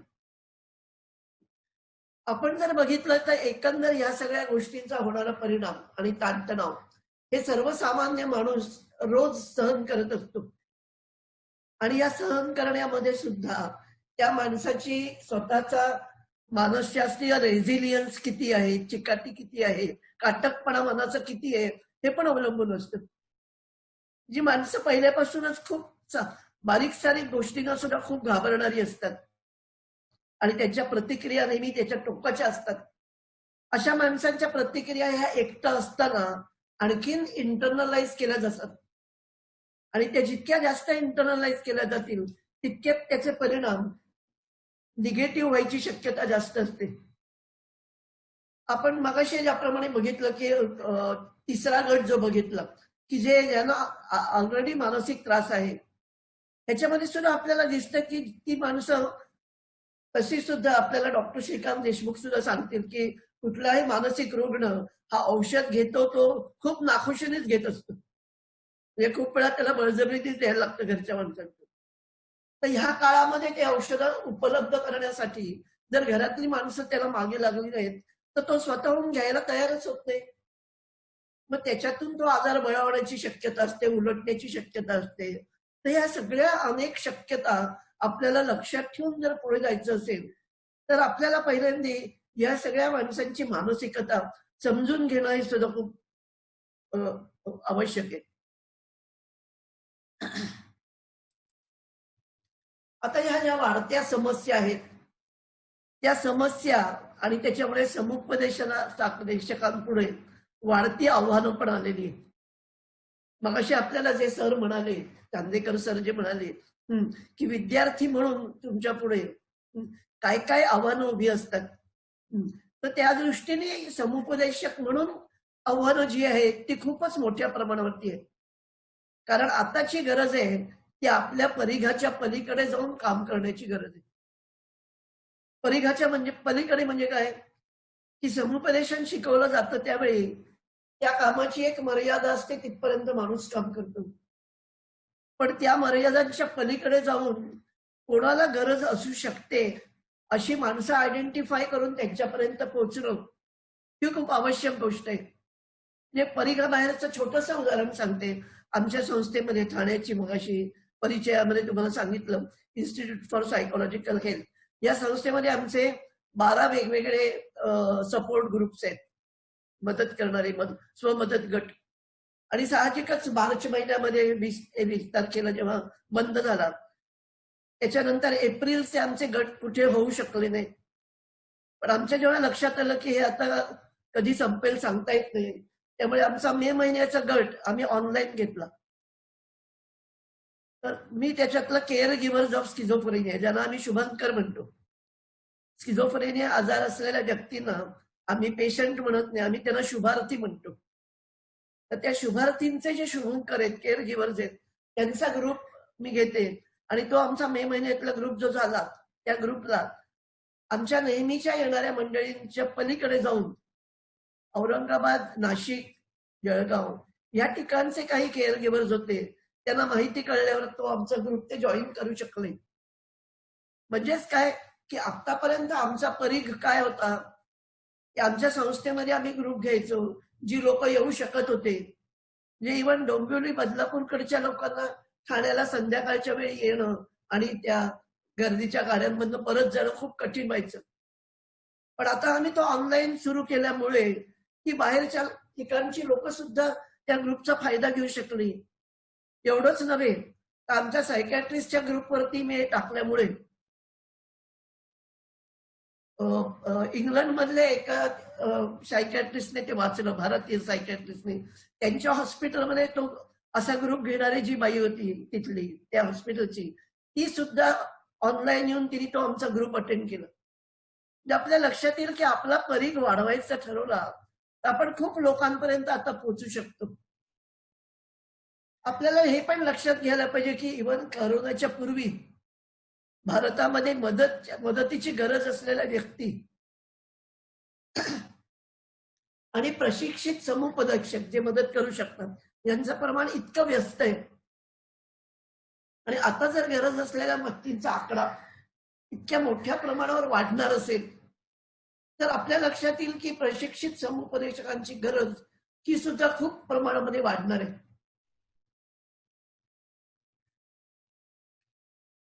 हे सुद्धा आपल्या लक्षात येते की आपल्याकडच्या प्रशिक्षणामध्ये बऱ्याच विद्यापीठांमध्ये व्यावहारिक शिक्षणाचा अभाव असतो. म्हणजे त्या ठिकाणी काउन्सिलिंगची सगळी थिअरी शिकवली जाते पण प्रत्यक्ष काउन्सिलिंग करण्याचा अनुभव जो आहे तो घेणं याच्यामध्ये खूप महत्वाचं आहे. आणि ते शिक्षण तो व्यावहारिक शिक्षणाचा भाग जर आपल्या कोर्समध्ये आपण अंतर्भूत केला नाही तर त्या विद्यार्थ्यांचं खूप नुकसान होईल. त्यांना थिअरी माहीत असेल पण प्रत्यक्ष जाऊन काउन्सिलिंग कसं करायचं, कुठल्या प्रकारच्या क्लायंटशी कुठल्या समस्येची समज कशी आपली वाढली पाहिजे, त्या समस्येचा आपण आपल्या मनामध्ये कशा रीतीने विभागणी करणार आहोत, आपल्या प्रत्येक सेशनचं गोल काय आहे, ह्या सगळ्या गोष्टी व्यावहारिक शिक्षणामध्ये येतात. आणि त्यामुळे त्याचा जर अभाव असेल तर एकदम जाऊन काउन्सिलिंगला सुरुवात करणं हे तुमच्या दृष्टीने खूप थ्रेटनिंग होऊ शकतं. म्हणजे जणू काही तुम्ही सर्जरी ही टेक्स्टबुक मध्ये बघून शिकला आणि आता तुम्हाला प्रत्यक्ष पेशंटचं ऑपरेशन करायला सांगितलं तर तुम्हाला जमेल का? तर हा व्यावहारिक शिक्षण देणं हा त्याच्यातला खूप महत्वाचा भाग आहे. त्याचप्रमाणे आता ज्या नवीन समस्या उभ्या राहणार आहेत त्या समस्या हाताळण्यासाठी वेगळ्या प्रकारच्या प्रशिक्षणाची गरज लागणार आहे. ते प्रशिक्षण सुद्धा सगळ्या कोर्सेसमध्ये त्याचा अंतर्भाव झाला पाहिजे हे आपल्या दृष्टीने खूप महत्वाचं आहे. आज इथे मानसशास्त्राचे अनेक शिक्षक हा कार्यक्रम बघतायत.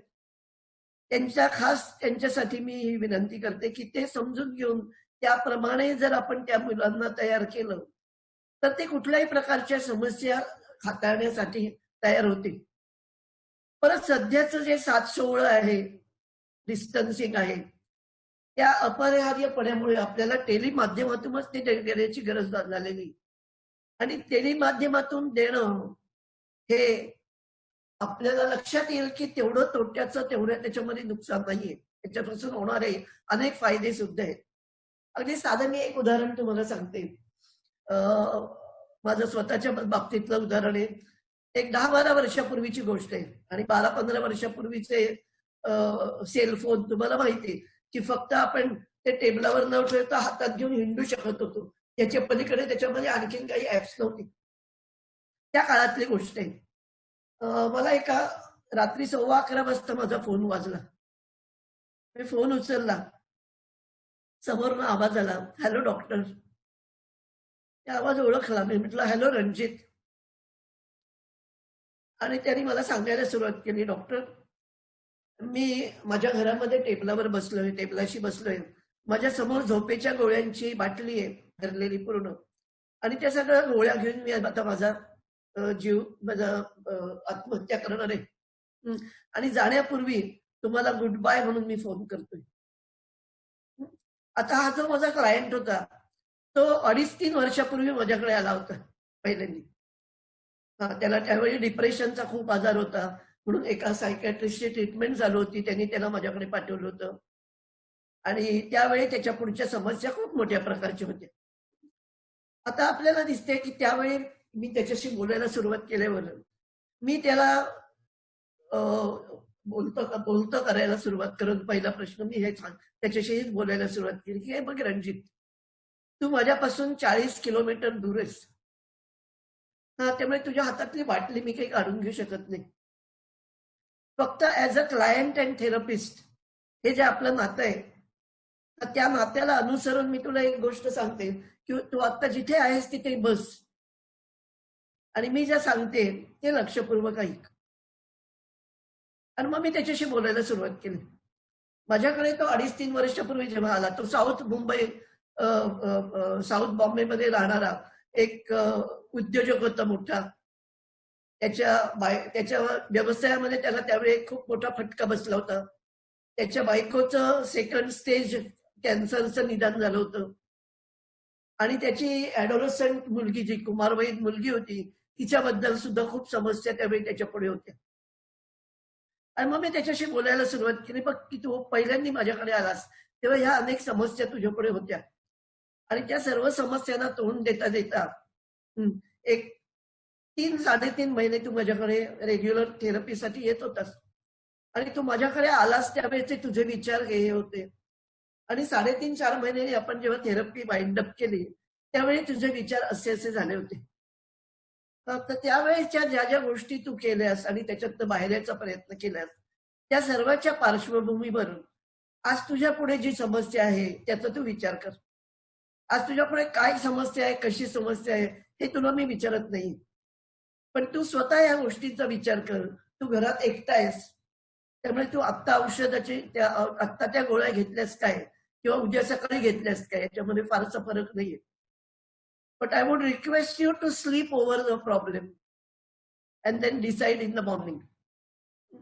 आता असं म्हणून मी त्याला गुड नाईट, गुड बाय म्हटलं आणि फोन बंद केला. अर्थातच मी झोपायला गेले तरी सुद्धा माझ्या मनामध्ये थोडीशी चलबिचल होतीच. पण सकाळी 8:15ला त्याचा फोन आला आणि तो म्हणाला की तुमच्याशी बोलल्यावर मला वाटलं की माझ्या समस्येचा मी फेरविचार करावा, त्यामुळे आता तरी माझा तो विचार आत्महत्येचा हा पोस्टपोन करतोय आणि पुढच्या आठवड्यामधली तुमची अपॉइंटमेंट जेव्हा मिळू शकेल तेव्हा मी येऊन तुम्हाला भेटू इच्छितो. आता आपल्याला लक्षात येईल की हा जो सगळा एपिसोड झाला, या सगळ्यामध्ये सुद्धा त्या माणसाची मानसिकता काय असू शकते हे समुपदेशक म्हणून जर आपण विचार करू शकलो तरच आपण त्याच्यापर्यंत पोहोचू शकतो. त्यामुळे अशा तऱ्हेच्या समस्या आपल्या पुढे येणार आहेत, अशा तऱ्हेचे कॉल आपल्या पुढे येणार आहेत. त्या प्रत्येक वेळी हेच बोलणं किंवा मी जे बोलले तसंच होईल असं नाही. प्रत्येक वेळी आपल्याला वेगळ्या प्रकारची स्ट्रॅटेजी वापरायला लागेल आणि ती आपल्याला शिकणं हे खूप गरजेचं आहे. म्हणजेच काय की प्रत्येक समस्येला एकच 2+2 म्हणजे 4 हे उत्तर नसतं. त्यामुळे त्या समस्येचा पूर्णपणे विचार करून त्याच्या मागची भूमिका बघून मग त्यांना मार्गदर्शन करणं हे खूप आवश्यक असतं. आणि म्हणून मी जे म्हणते की समस्या हाताळण्याचं प्रशिक्षण हे आता आपल्याला माहिती आहे की करोनामुळे येणाऱ्या समस्या कशा प्रकारच्या आहेत, तर त्याच्यासाठी आपण एक वेगळं प्रशिक्षण तयार करणं हे खूप आवश्यक आहे असं मला वाटतं. आता सध्याच्या साथ सोहळ्यामुळे हे अपरिहार्य झालंय हे निश्चित, पण त्याच्यावरती जो वेगवेगळा अभ्यास केला गेलाय तो सुद्धा कमी नाहीये. म्हणजे साधारण 2012 आणि 2015 याच्या दरम्यान अमेरिकेमधल्या बऱ्याचशा सायकोलॉजीच्या जर्नल्समध्ये याच्यावरती आलेले आर्टिकल्स होती आणि ती कशा प्रकारची होती की त्यावेळी काही अपरिहार्यता नव्हती, पण त्या व्यक्तीच्या भौगोलिक अंतरामुळे त्याच्यापर्यंत पोहोचू शकत नाही किंवा शारीरिकदृष्ट्या अक्षम असलेल्या माणसांना येणं शक्य नाही, अशा काही लोकांसाठी टेलिकाउन्सिलिंग वापरणारी लोक होती आणि म्हणून त्याची तुलना करावी म्हणून त्यांनी टेलिकाउन्सिलिंग आणि प्रत्यक्ष व्यक्ती समोर पर्सन असलेलं काउन्सिलिंग या दोन्ही काउन्सिलिंगचा अभ्यास करायला सुरुवात केली. आणि त्याच्यामध्ये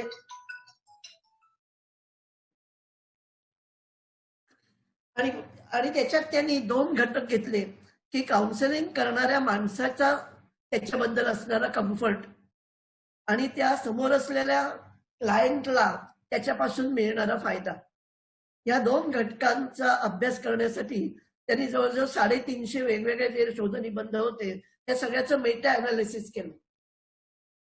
आणि त्या मेटा अनालिसिस मध्ये त्यांना असं दिसलं की अशा तऱ्हेच्या काउन्सिलिंग मधनं मिळणारा फायदा आणि प्रत्यक्ष पर्सन टू पर्सन याच्यामध्ये फारसा फरक काही नाही. म्हणजे काय, ते तेवढ्याच परिणामकारकरित्या होऊ शकतं. आता जर आपण बघितलं तर अमेरिकेमध्ये अमेरिकेतला आजार जानेवारीपासून बळावत गेला आणि जानेवारी फेब्रुवारी जेव्हा संपला तेव्हा मार्चमध्ये अमेरिकेमधल्या एका संशोधन प्रकल्पाच्या लोकांनी त्याचा अभ्यास करायला सुरुवात केली आणि त्यांनी युरोप, कॅनडा आणि अमेरिका या ठिकाणचे समुपदेशकांना त्या प्रश्नावली पाठवल्या आणि त्यांचा डेटा गोळा केला ह्याच्याच बद्दल की त्याची परिणामकारकता कितपत आहे आणि करणाऱ्या माणसांना त्याच्याबद्दल कितपत कम्फर्ट लेवल आहे. आणि त्याच्यामध्ये त्यांना असं दिसलं की जी समुपदेशक मंडळी कॉग्निटिव्ह बिहेवियर थेरपी म्हणजे सीबीटी आणि डीबीटी म्हणजे डायलेक्टिकल बिहेवियर थेरपी किंवा तत्सम वेगवेगळ्या प्रकारच्या समुपदेशनाच्या पद्धती वापरतात, ते समुपदेशक टेलिकाउन्सिलिंग मध्ये जास्त कम्फर्टेबल होते.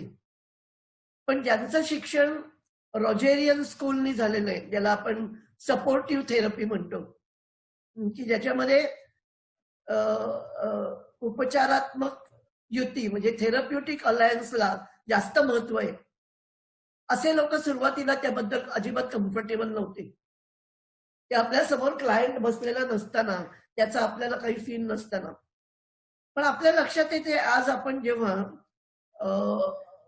व्हॉट्सअपवरच्या व्हिडिओ कॉलवरती किंवा गुगल डिओवरती क्लायंट बघतो, तेव्हा आपल्या समोर बसलेला क्लायंट असतो, त्याची देहबोली, त्याचे आपल्या बोलण्याला असलेले रिस्पॉन्स, त्याचे चेहऱ्यावरचे बदलणारे हावभाव, हे सगळे आपल्याला अवेलेबल असतात. म्हणजेच काय की ह्या सगळ्याचा फायदा आपण काउन्सिलिंग मध्ये कसा आणि किती करून घ्यायचा, हे समुपदेशक म्हणून आपलं स्वतःचं स्किल आहे आणि ते डेव्हलप करणं आज ही आपली गरज आहे. त्यामुळे आपण बघूया की टेलिमाध्यम याच्यातून समुपदेशन ही आजची काळाची जर गरज असेल तर ही अलीकडचीच संकल्पना आहे. मी मगाशी म्हटलं त्याप्रमाणे की भौगोलिक अंतर आणि रुग्णाची सेवेपर्यंत पोहोचण्याची अक्षमता यामुळे झालं होतं. पण आज आपल्याला लक्षात येतील की त्या दोन्हीचा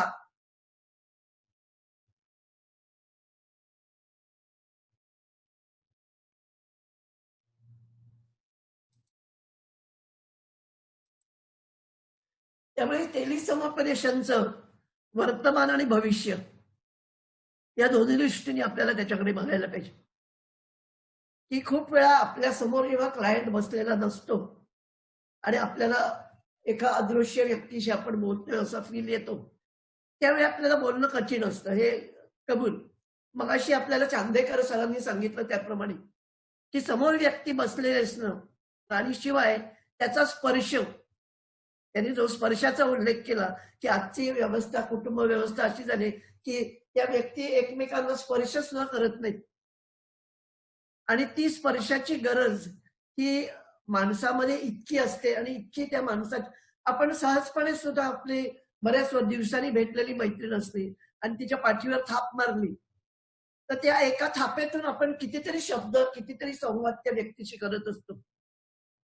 किंवा आपण जवळच्या एखाद्या आपल्या नातेवाईकांकडे गेलो आणि त्यांच्या घरात एखादा मृत्यू झालाय, तिथे आपण एक अक्षर न बोलता केवळ त्या व्यक्तीचा हातात घेतला आणि स्वस्थ बसलो न बोलता, तरी सुद्धा आपण व्यक्त न करता कितीतरी परीने व्यक्त होत असतो समोरच्या व्यक्तीकडे. ती एक बाब आहे ती याच्यामध्ये नसणार आहे. म्हणजे आता स्पर्शाचा आपला विषय निघाला म्हणून तुम्हाला एक माझा अनुभव सांगते की मी स्वीडनला गेले असताना स्टॉकहोम या शहरात गेले होते आणि स्टॉकहोम शहराच्या आजूबाजूला बरीचशी त्यांच्याकडची सिनियर सिटीजनची केंद्र आहेत की जी त्यांची म्हणजे त्या माणसांची केअर घ्यायची अशी वेगवेगळी ठिकाणं आहेत बांधलेली. आणि ती मी अशा एका केंद्रामध्ये मी बघण्यासाठी गेले होते. ते केंद्र माझ्या बरोबर तिथली सोशल वर्कर होती, कारण भाषेचा अडचण खूप मोठा होता तिथली. त्या काळी म्हणजे या गोष्टीला 15-20 वर्ष झाली असतील आणि त्यावेळी तिथे इंग्रजी बोलणारी लोक फार कमी होती आणि त्यातून सिनियर सिटीजन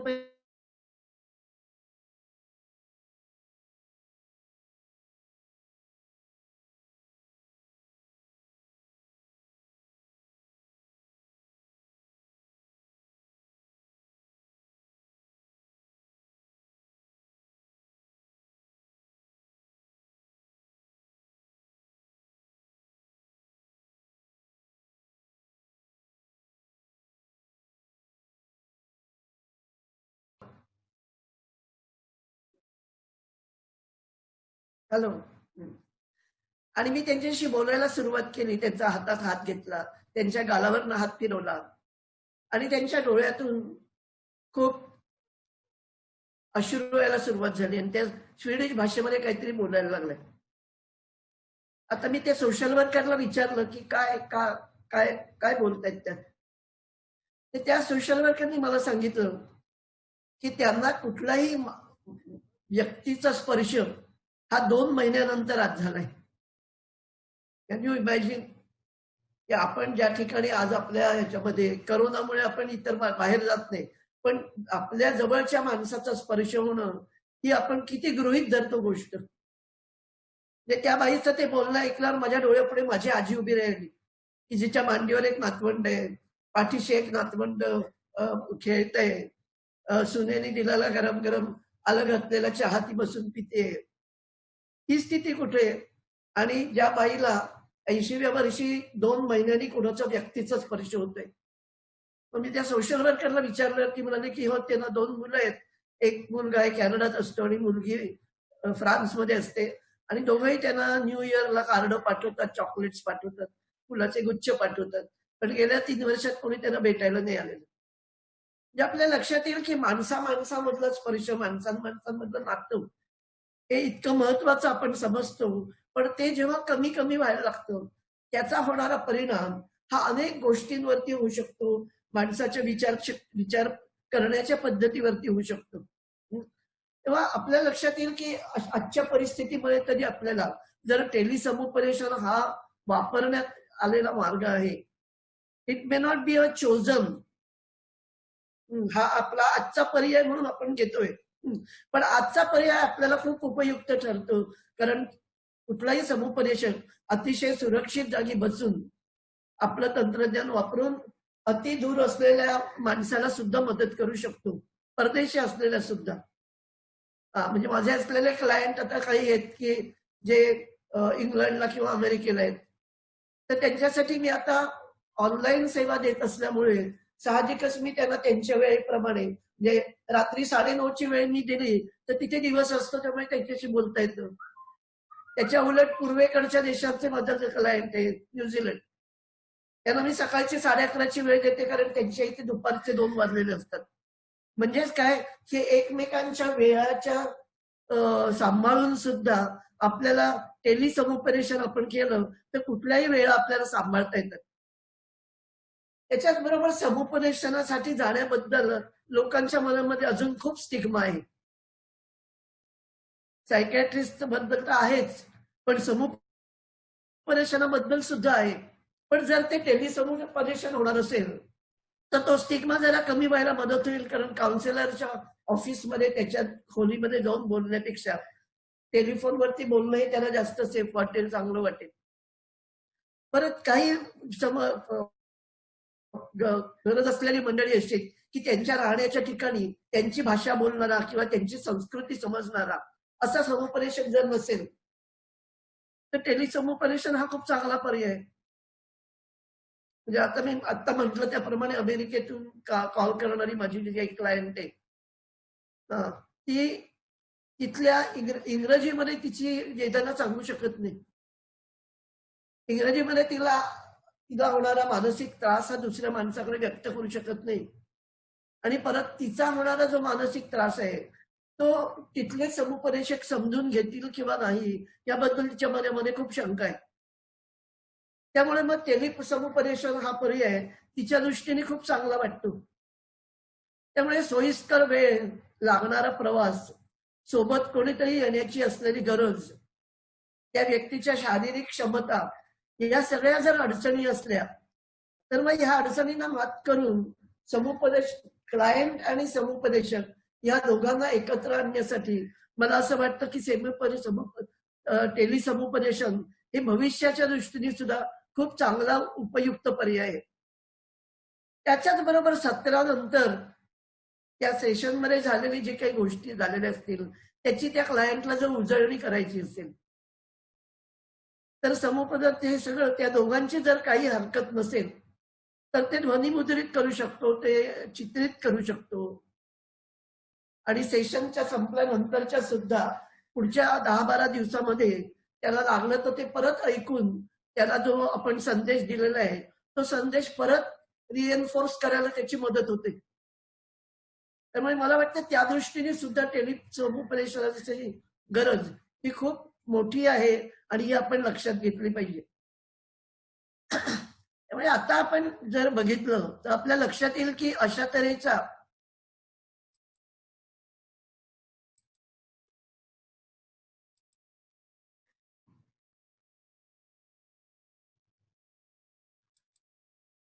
मगाशी कोणीतरी हात वर करून काहीतरी शंका विचारली होती असं वाटतं मला.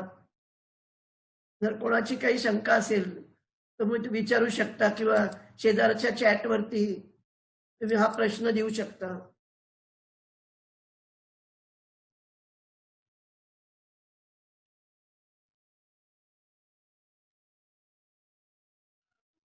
नाही, मला वाटलं मगाशी कोणी हात वर केला होता तो शंकेसाठी काही होता का, काही मला त्याच्या सूचनांबद्दल होत आहे, मला कळलं नाही. तर आपण माझी विनंती येथे असलेल्या सगळ्या शिक्षक वर्गाला जास्त करून आहे की जास्तीत जास्त व्यावहारिक शिक्षण आपण त्यांना कसं देऊ शकू यांच्यावरती आपला भर असणं हे खूप गरजेचं आहे. कारण मगाशी म्हटलं त्याप्रमाणे केवळ थिअरी शिकून समुपदेशन करणं म्हणजे सर्जरीचं पुस्तक वाचून ऑपरेशन करण्यासारखं आहे. त्यामुळे जोपर्यंत आपण त्यांना प्रत्यक्ष हँड्स ऑन अनुभव देत नाही, त्यांना दिलेले क्लायंट आपण त्यांच्याबरोबर बसून डिस्कस करत नाही, शेअर करत नाही, ज्ञानामध्ये भर घालण्याच्या दृष्टीने काही प्रयत्न करत नाही. जे आमच्या संस्थेमध्ये आज काम करणारे जे काउन्सिलर आहेत ते सगळे 10-12 वर्ष काउन्सिलिंग करणारे आणि त्यांच्या क्षेत्रातले उत्तम आहेत. तरी सुद्धा आम्ही दर महिन्याला क्लिनिकल मीटिंग घेतो की त्याच्यामध्ये त्यांनी त्या क्लायंट बद्दल काय केलंय हे ते शेअर करतात. ते शेअर केल्यानंतर इतर सर्वजण त्यांना आणखीन काही मार्गदर्शक तत्व सांगतात की तू हे वापरून बघ, हे वापरून बघ. खूप वेळा आपण स्वतः सुद्धा खूप वेळा आपण घेतलेल्या केसमध्ये सॉल्व्ह होतो, अडकतो. आपल्याला जाणवत असतं की आपला समोरचा क्लायंट आहे, ह्या मागच्या दोन्ही सेशनमध्ये त्यांनी फारशी प्रगती केली नाही. मग अशा वेळी जर आपल्या बरोबरच्या लोकांबरोबर आपण चर्चा केली, त्याच्यामध्ये कुठेच आपल्याला जमलं नाही, आपण हरलो म्हणून विकलतोय, अजिबात नाहीये. आपल्याला नवीन काहीतरी व्ह्यू पॉइंट्स मिळू शकतात, नवीन मार्गदर्शन मिळू शकतं. त्यामुळे सर्वांनी बसून त्याविषयी चर्चा करणं आणि बोलणं ही खूप महत्वाची गोष्ट आहे आणि आपल्या व्यवसायामध्ये ही खूपच महत्वाची आहे. कारण आपण एखाद्या क्लायंट बद्दल एखादा हायपोथेसिस आपल्या मनामध्ये मांडला आणि तो हायपोथेसिस बरोबर नसला तर आपण आणखीन 10 हायपोथेसिस घ्यायला जात नाही खूप वेळेला आणि ते जाणं खूप गरजेचं असतं. कारण आपण त्या क्लायंटच्या त्या विचाराच्या मागे, त्याच्या या वर्तनाच्या मागे अमुक विचार आहे ते गृहीत धरून सुरुवात केली तर चालणारच नाही. तर त्याच्या त्या वर्तनामध्ये 10 वेगवेगळ्या प्रकारचे विचार असू शकतात. पण आपण 1 किंवा 2 विचार हे आपले हायपोथेसिस घेऊन त्याच्यावरच काम करत बसलो तर उपयोग नाही होणार. त्यामुळे आपली त्याकडे बघण्याची दृष्टी ही सुद्धा खूप ब्रॉड होण्याची, खूप त्याच्या कक्षा रुंदावण्याची पण गरज आहे. आणि ती कधी होते जर आपण आपल्या बरोबरीच्या इतर समुपदेशकांची चर्चा करत राहिलो आणि बोलत राहिलो. तर अशा तऱ्हेची वैचारिक देवाणघेवाण ही समुपदेशनामध्ये तर खूप गरजेची आहे. जे इतर शास्त्रांच्या शाळांमध्ये आपल्याला दिसून येतं की तिथे मिळणारं ज्ञान असतं ते पुस्तकातून वाचलेलं ज्ञान, त्या विषयाची आणखी जर्नल वाचून मिळालेलं ज्ञान हे खूप वेळा पुरेसं होत असेल. पण मानसशास्त्रामध्ये तसं नाहीये. इथे तुमच्या ज्ञानाच्या कक्षा वाढवण्यासाठी तुम्हाला सतत त्या विषयाबद्दल संवाद होणं, चर्चा होणं, देवाणघेवाण होणं ही खूप आवश्यक गोष्ट आहे. आणखी कोणाला काही याबद्दल प्रश्न विचारायचे असतील तर, नाही तर मग मी माझ्या याच्या पुढच्या भागाकडे जाते की समुपदेशनाची गरज जी आहे ती पूर्ण करण्याच्या दृष्टीने आपण आणखीन आपला परीघ वाढवण्याच्या दृष्टीने काय काय करू शकतो. म्हणजे मगाशी मी जे उदाहरण दिलं की टेलिकॉन्फरन्सिंग मध्ये आपण वेगवेगळ्या व्यक्ती ऍड करू शकतो ज्यांना मदतीची गरज आहे माहिती. त्याचप्रमाणे आपणहून वेगवेगळ्या ठिकाणी जाणं हे फिजिकली शक्य नसलं तरी सुद्धा त्या ठिकाणच्या लोकांशी आपण संपर्क साधून आपण जर सांगितलं की आपण व्हिडिओ कॉन्फरन्सवरती या गोष्टी करू शकतो तर त्या खूप दृष्टीने उपयोगी आहेत आज. किंवा शारीरिक मर्यादामुळे आपण प्रवास करू शकत नसलो तरी सुद्धा ह्याच्यातनं आपण अनेक लोकांपर्यंत पोहोचू शकतो. आपल्या विषयातले तज्ज्ञ त्या विषयातले जे आहेत त्यांच्याशी या विषयावर चर्चा करू शकतो. पण मला एकंदर असं दिसतं की एकंदर मानसशास्त्राच्या क्षेत्रामधली मंडळी अनेक बाकीच्या क्षेत्रांप्रमाणेच एखाद्या शिलेदारासारखी एकटी एकटी काम करत असतात. आणि तुम्ही एकटं जितकं काम करत राहता तितके तुमचे विचार, तुमच्या कामाकडे बघण्याची पद्धत, तुमच्या क्लायंटकडे तुमच्या मनातले हायपोथेसिस हे हळूहळू नॅरो व्हायला सुरुवात होते. जितके तुम्ही इतरांचे विचार पण ऐकाल तितक्या तुमच्या विचारांच्या कक्षा रुंदावण्याची शक्यता जास्त. आपण ह्या क्षेत्रामध्ये अशा तऱ्हेचे प्रयत्न फार कमी होतात असा एकंदर माझा अनुभव आहे. म्हणजे मुंबई सारख्या शहरामध्ये अंतराच्या मर्यादा असल्यामुळे एकत्र भेटणं कठीण असतं. पण आता त्या कक्षा सुद्धा गेलेल्या आहेत. पण तरी सुद्धा अशा तऱ्हेच्या मीटिंग ठेवणं किंवा चर्चा करणं याबाबत फारसे लोक उत्सुक नसतात. ही खूप दुर्दैवाची गोष्ट आहे असं मला वाटतं. कारण सगळ्यांनी त्याच्यामध्ये जर इंटरेस्ट दाखवला तर अशा तऱ्हेच्या चर्चा घडवून येणं म्हणजे खास करून वेगवेगळ्या प्रकारच्या मानसिक समस्या आणि त्याच्यावर प्रत्येकाने आपापल्या मनाने वापरलेले वेगवेगळे विचारधारा, कारण प्रत्येकाच्या विचारधारा त्याच्यामधल्या वेगवेगळ्या असू शकतात. म्हणजे उदाहरणार्थ आत्महत्येच्या बाबतीतले जे प्रयत्न असतात त्याच्या बाबतीत काम करणारी अशी अनेक लोक आहेत आणि ती त्यांच्या पद्धतीने काम करत राहिली आणि त्यांचा अनुभव विश्व त्यांनी जर रुंदावलं नाही तर मग तो त्यांच्या क्लायंटवर त्यांनी केलेला अन्याय असू शकतो. कारण क्लायंटला समजून घेण्याच्या दृष्टीने त्या समुपदेशकाचे विचार जितके प्रगल्भ असतील, जितके वाईट असतील, तितका त्याचा उपयोग जास्त चांगल्या रीतीने होऊ शकतो.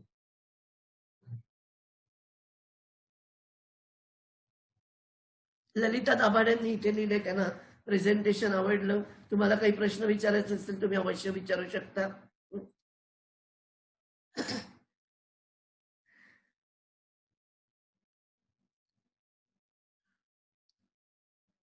आणखीन कोणाचे काही याच्यावरचे प्रश्न नसले तर मी संयोजकांना विनंती करते त्यांनी कुठल्या कार्यक्रमाकडे वळावं. आणि आज मलाही माझे विचार शेअर करण्याची जी संधी दिली या ठिकाणी मी आयोजकांचे आभारी आहे.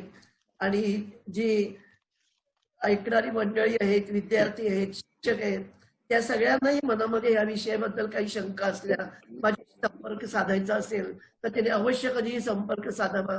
त्यांना अशा प्रकारच्या चर्चा घडवून आणायच्या असतील तरी त्या सगळ्या चर्चांमध्ये भाग घेण्यासाठी मी कायम माझ्या मनात माझी तयारी असेल त्याच्यासाठी वेळ देण्यासाठी सुद्धा मी कायम तयार आहे. कारण अध्यापन हा माझा खूप आवडता विषय आहे. शिकवणं हे मला अतिशय प्रिय आहे. त्यामुळे त्या ज्या विद्यार्थ्यांना त्याच्यात मार्गदर्शन होणार असेल, काही पुढे त्यांच्या करिअरच्या दृष्टीने खूप महत्वाचं असेल तर नक्की ह्या सगळ्या गोष्टींचा आपण एकमेकांना फायदा करून घेऊ शकतो. धन्यवाद मॅडम. डॉक्टर धन्यवाद. डॉक्टर थत्ते मॅम यांनी उत्कृष्ट असे मार्गदर्शन आपल्याला केले. समुपदेशकासमोर कुठली आव्हाने आहेत, समुपदेशक कसा असावा हे योग्य प्रकारे समजावून सांगितले. अतिशय सोप्या अशा उदाहरणामधून समुपदेशन कसे करावे याचेही मार्गदर्शन केले. समुपदेशन करताना आवश्यक असणाऱ्या बारीक सारीक गोष्टी देखील मॅमनी सांगितल्या. तुमच्या मार्गदर्शनाचा आम्हाला निश्चितच फायदा होईल सर. मॅडम यानंतर विद्यार्थी विकास विभागाचे संचालक डॉक्टर दिनेश कुमार सातंगे सर यांना मी विनंती करते की त्यांनी उद्घाटन सोहळ्याचे विधिवत आभार प्रदर्शन करावे.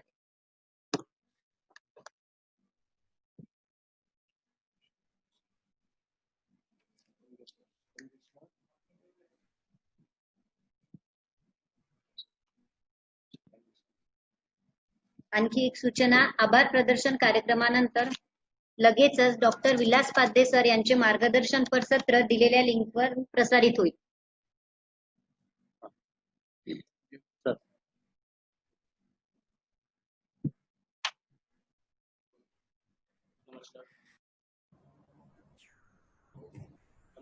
नमस्कार.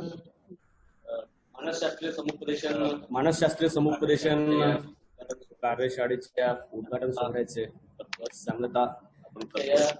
आजच्या या मानसशास्त्रीय समुपदेशन कार्यशाळेच्या उद्घाटन अध्यक्ष म्हणून संत गाडगेबाबा अमरावती विद्यापीठाचे माननीय कुलगुरू डॉक्टर मुरलीधरजी चांदेकर सर आपल्या या कार्यक्रमाचे अध्यक्ष म्हणून होते. या कार्यक्रमाची प्रेरणा सोबतच जिथे जिथे ज्या ज्या अडचणी येतात त्या अडचणी सॉल्व्ह करण्याची सगळी जी काही विषय जो असतो किंवा सहकार्य जे असते ते आमच्या सन्माननीय कुलगुरू सरांचं असतं, पाठबळ असतं. सरांनी उल्लेख केला की 6 दिवस कार्यशाळा घेणे, ऑनलाईन घेणे टेक्निकली आणि हे सगळं विचार करता थोडं आयोजनाच्या दृष्टीनं कठीण जातं. हॅलो तर या 6 दिवसाच्या या कार्यक्रमाच्या ज्या उद्घाटनाचं आज सत्र जे पार पडते आहे, मी थोडी एका मिनिटामध्ये याची अजून पार्श्वभूमी आता देतोय. काही लोक नंतर जुळलेले आहेत. हा 6 दिवसाचा जो कार्यशाळा जी आहे याच्यात सगळी ही सत्र आपल्याला एक स्वतंत्र संकेतस्थळ आपण वेबसाईट आपण या वर्कशॉपच्या निमित्तानं तयार केलेली आहे. त्यावर या सगळ्याच तज्ज्ञांची वक्त्यांची इथे सगळे व्हिडिओज आहेत. लॉकडाऊनच्या काळामध्ये सगळ्यांना आपापल्या वेळेप्रमाणे हे सगळे व्हिडिओज बघता यावे त्यासाठी ते सगळे धडपड आहे. पण नंतर हे सगळेच वक्ते आपण ऑनलाईनही आणतोय, म्हणजे ऑफलाईन आणि ऑनलाईन दोन्ही पद्धतीने आपल्याला हे सगळं संधी आपण उपलब्ध करून देतो आहे. शुभा थत्ते मॅम आज आपल्या या कार्यक्रमाला उद्घाटक म्हणून लाभले आहेत. थोडा मॅडमचा वयाचा विचार करता आणि उत्साह बघता आमच्यासारख्या तरुणांना थोडं ते अतिशय प्रेरणादायी असतं. मॅम आपला सुद्धा हा जो व्हिडिओ जो आहे हा व्हिडिओ आम्ही परत आपल्या त्या वेबसाईटवर आपलं जे सत्र जे झालंय ते आपण वेबसाईटवर टाकतो आहे. कारण झूमचं कॉन्फरन्सिंगच्या टूलला लिमिटेशन जे आहे तेवढ्या 1000 लोकांपर्यंत आपण पोहोचू शकत नाही, पण वेबसाईटच्या माध्यमातून आपण सगळ्यांपर्यंत पोहोचतोय. थत्ते मॅडमचे आपण त्यामध्ये व्हिडिओ तिथे अपलोड करणार आहोत. हा सगळ्याच कार्यक्रम आपण तिथे अपलोड होणार आहे. थोडे प्रत्येक दिवशीला ते व्हिडिओज पाहायला गेले पाहिजेत, त्याचं आकलन व्हावं यासाठी छोटीशी टेस्ट प्रत्येक सत्रावर 4 क्वेश्चन्स आहेत. 4 क्वेश्चन्स म्हणजे असे दिवसाचे 8 क्वेश्चन्स हे सॉल्व्ह करायचे आहेत आपल्या सगळ्याच सहभागींना. प्रत्येक वक्त्याला आपल्याला त्यांचा जे काही अभिप्राय जो आहे तोही द्यायचा आहे. असा हा भरगच्च अशी ही वर्कशॉप कार्यशाळा ही आपण आज आयोजित केलेली होती आणि आता आयोजित होते आहे. थोडं आमच्या शिक्षकांबद्दल जर बोललं तर हा विषय जो आहे मानसशास्त्रीय सायकोलॉजिकल काउन्सिलिंग आणि हा आमच्या शिक्षकांना हा अतिशय क्लिष्ट हा विषय आहे. आशा आहे की आपल्या सर्व टीचर्सना या सगळ्याच वक्त्यांच्या मार्गदर्शनातनं हा विषय आम्हाला अतिशय सोपा होईल. मी आजच्या या कार्यक्रमाच्या उद्घाटक म्हणून डॉक्टर शुभा थत्ते मॅम यांचं मनपूर्वक आभार व्यक्त करतो. या कार्यक्रमाला प्रमुख अतिथी म्हणून आमच्या अमरावतीचेच डॉक्टर श्रीकांत देशमुख साहेब, मनोविकार तज्ज्ञ. सरांचं मोठं नाव आहे अमरावती शहरामध्ये, परिघामध्ये. सरांचे उपक्रम हे सगळ्यांना माहित आहेत. मानस आणि त्यांचा तो जो काही प्रकल्प हा बऱ्यापैकी विदर्भातल्या जनतेला सगळं माहिती आहे. आणि सर आपल्याला या कार्यक्रमाला जॉईन झाले, मी सरांचंही मनपूर्वक आभार व्यक्त करतो.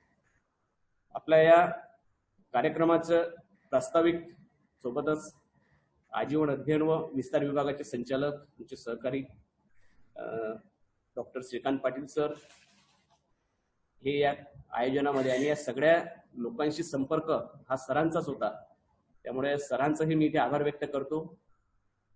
या कार्यक्रमाची जी टेक्निकल जी सगळी जी बाजू जी सांभाळतायत, उल्लेख करावा लागेल professor Ram Meghe college of engineering चे पवन देशमुख, डॉक्टर पवन देशमुख सर आणि त्यांची सर्व टीम ही आपल्याला ही सगळी टेक्निकल बाजूमध्ये मदत करते आहे.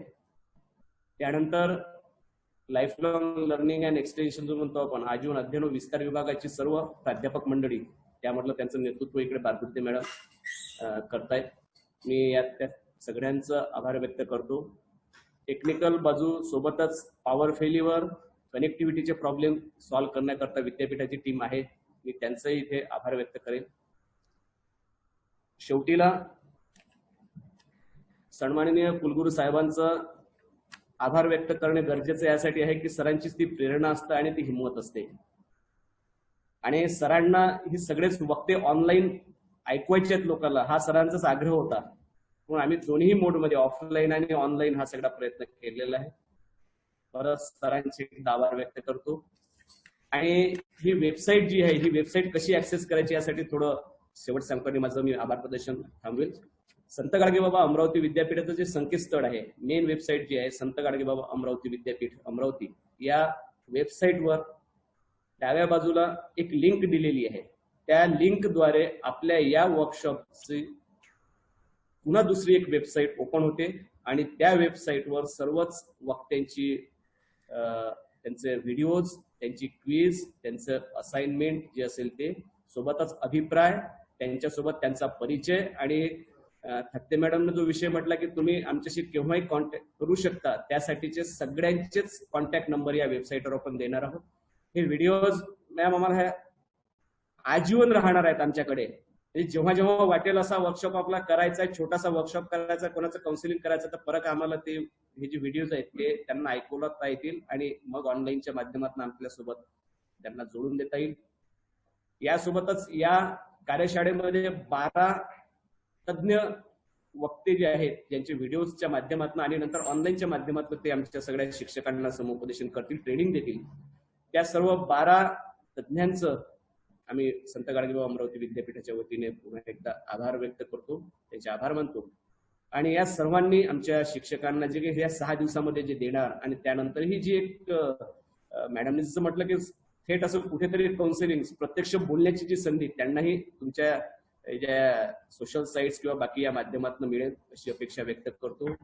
आणि पुन्हा एकदा सर्वांचं, ज्यांचा उल्लेख नामोल्लेख सुटला असेल, या सर्वांचं आभार व्यक्त करतो आणि आजच्या उद्घाटनाचा कार्यक्रम संपला असे जाहीर करतो. यानंतर सगळे जे आजच्या सत्राचे व्हिडिओज हे अपलोड वेबसाईटवर झालेले आहेत. कृपया आपण वेबसाईटवर ते बघावेत. या सगळ्यांचं टेलिग्राम जो ग्रुप आहे, या टेलिग्राम ग्रुपवर हे सगळे येते आहे. पण टेलिग्राम ग्रुपवरून न जाता तो फक्त तुम्हाला इन्स्ट्रक्शन्स म्हणा किंवा तुम्हाला माहिती म्हणा किंवा तुम्हाला रिमाइंडर्स म्हणा, या स्वरूपासाठी फक्त ते टेलिग्राम आहे. कृपया आपली वेबसाईट जी आहे त्या वेबसाईटवरूनच याचं संचालन सगळं होणार आहे या वर्कशॉपचं, तर कृपया आपण वेबसाईटवरच राहावं आणि तिथनं या सगळ्या कार्यक्रमाचा आस्वाद घ्यावा. चर्चासत्रासाठी ही झूम ऍप आपण वापरलाय, त्याचं थोडं सबस्क्रिप्शन आधी करून घेतले असल्यामुळं आपल्याला ते वापरणं बंधनकारक होतं. झूम ऍपवर आपल्याला सत्राला हे 4:30 ते 5:15 आणि 5:15 ते 6 या 45 मिनिटांमध्ये ही दोन्ही वक्ते आपल्याला सगळ्या शिक्षकांना अवेलेबल राहतील चर्चा सत्राकरता, ऑनलाईन चर्चा सत्राकरता. तर तेव्हा कृपया मी आपणास विनंती करतो की त्यांनी हे सगळे जे व्हिडिओज आहेत, आजचे व्हिडिओज आपल्या सवडीप्रमाणे 4 वाजेपर्यंत बघून घ्या आणि त्यानंतर या दोन्ही वक्त्यांसोबत ऑनलाईन आपण चर्चेसाठी या 6 दिवसाचं पासवर्ड आणि ID एकच ठेवलेला आहे. हा आपल्याला वेबसाईटवर तिथे मिळतो, तिथे हे शेड्यूल सगळं आहे. पण तरी मी आपल्याला सांगतोय की ID त्याचा 505790 3755 आणि पासवर्ड आहे CLASS1234.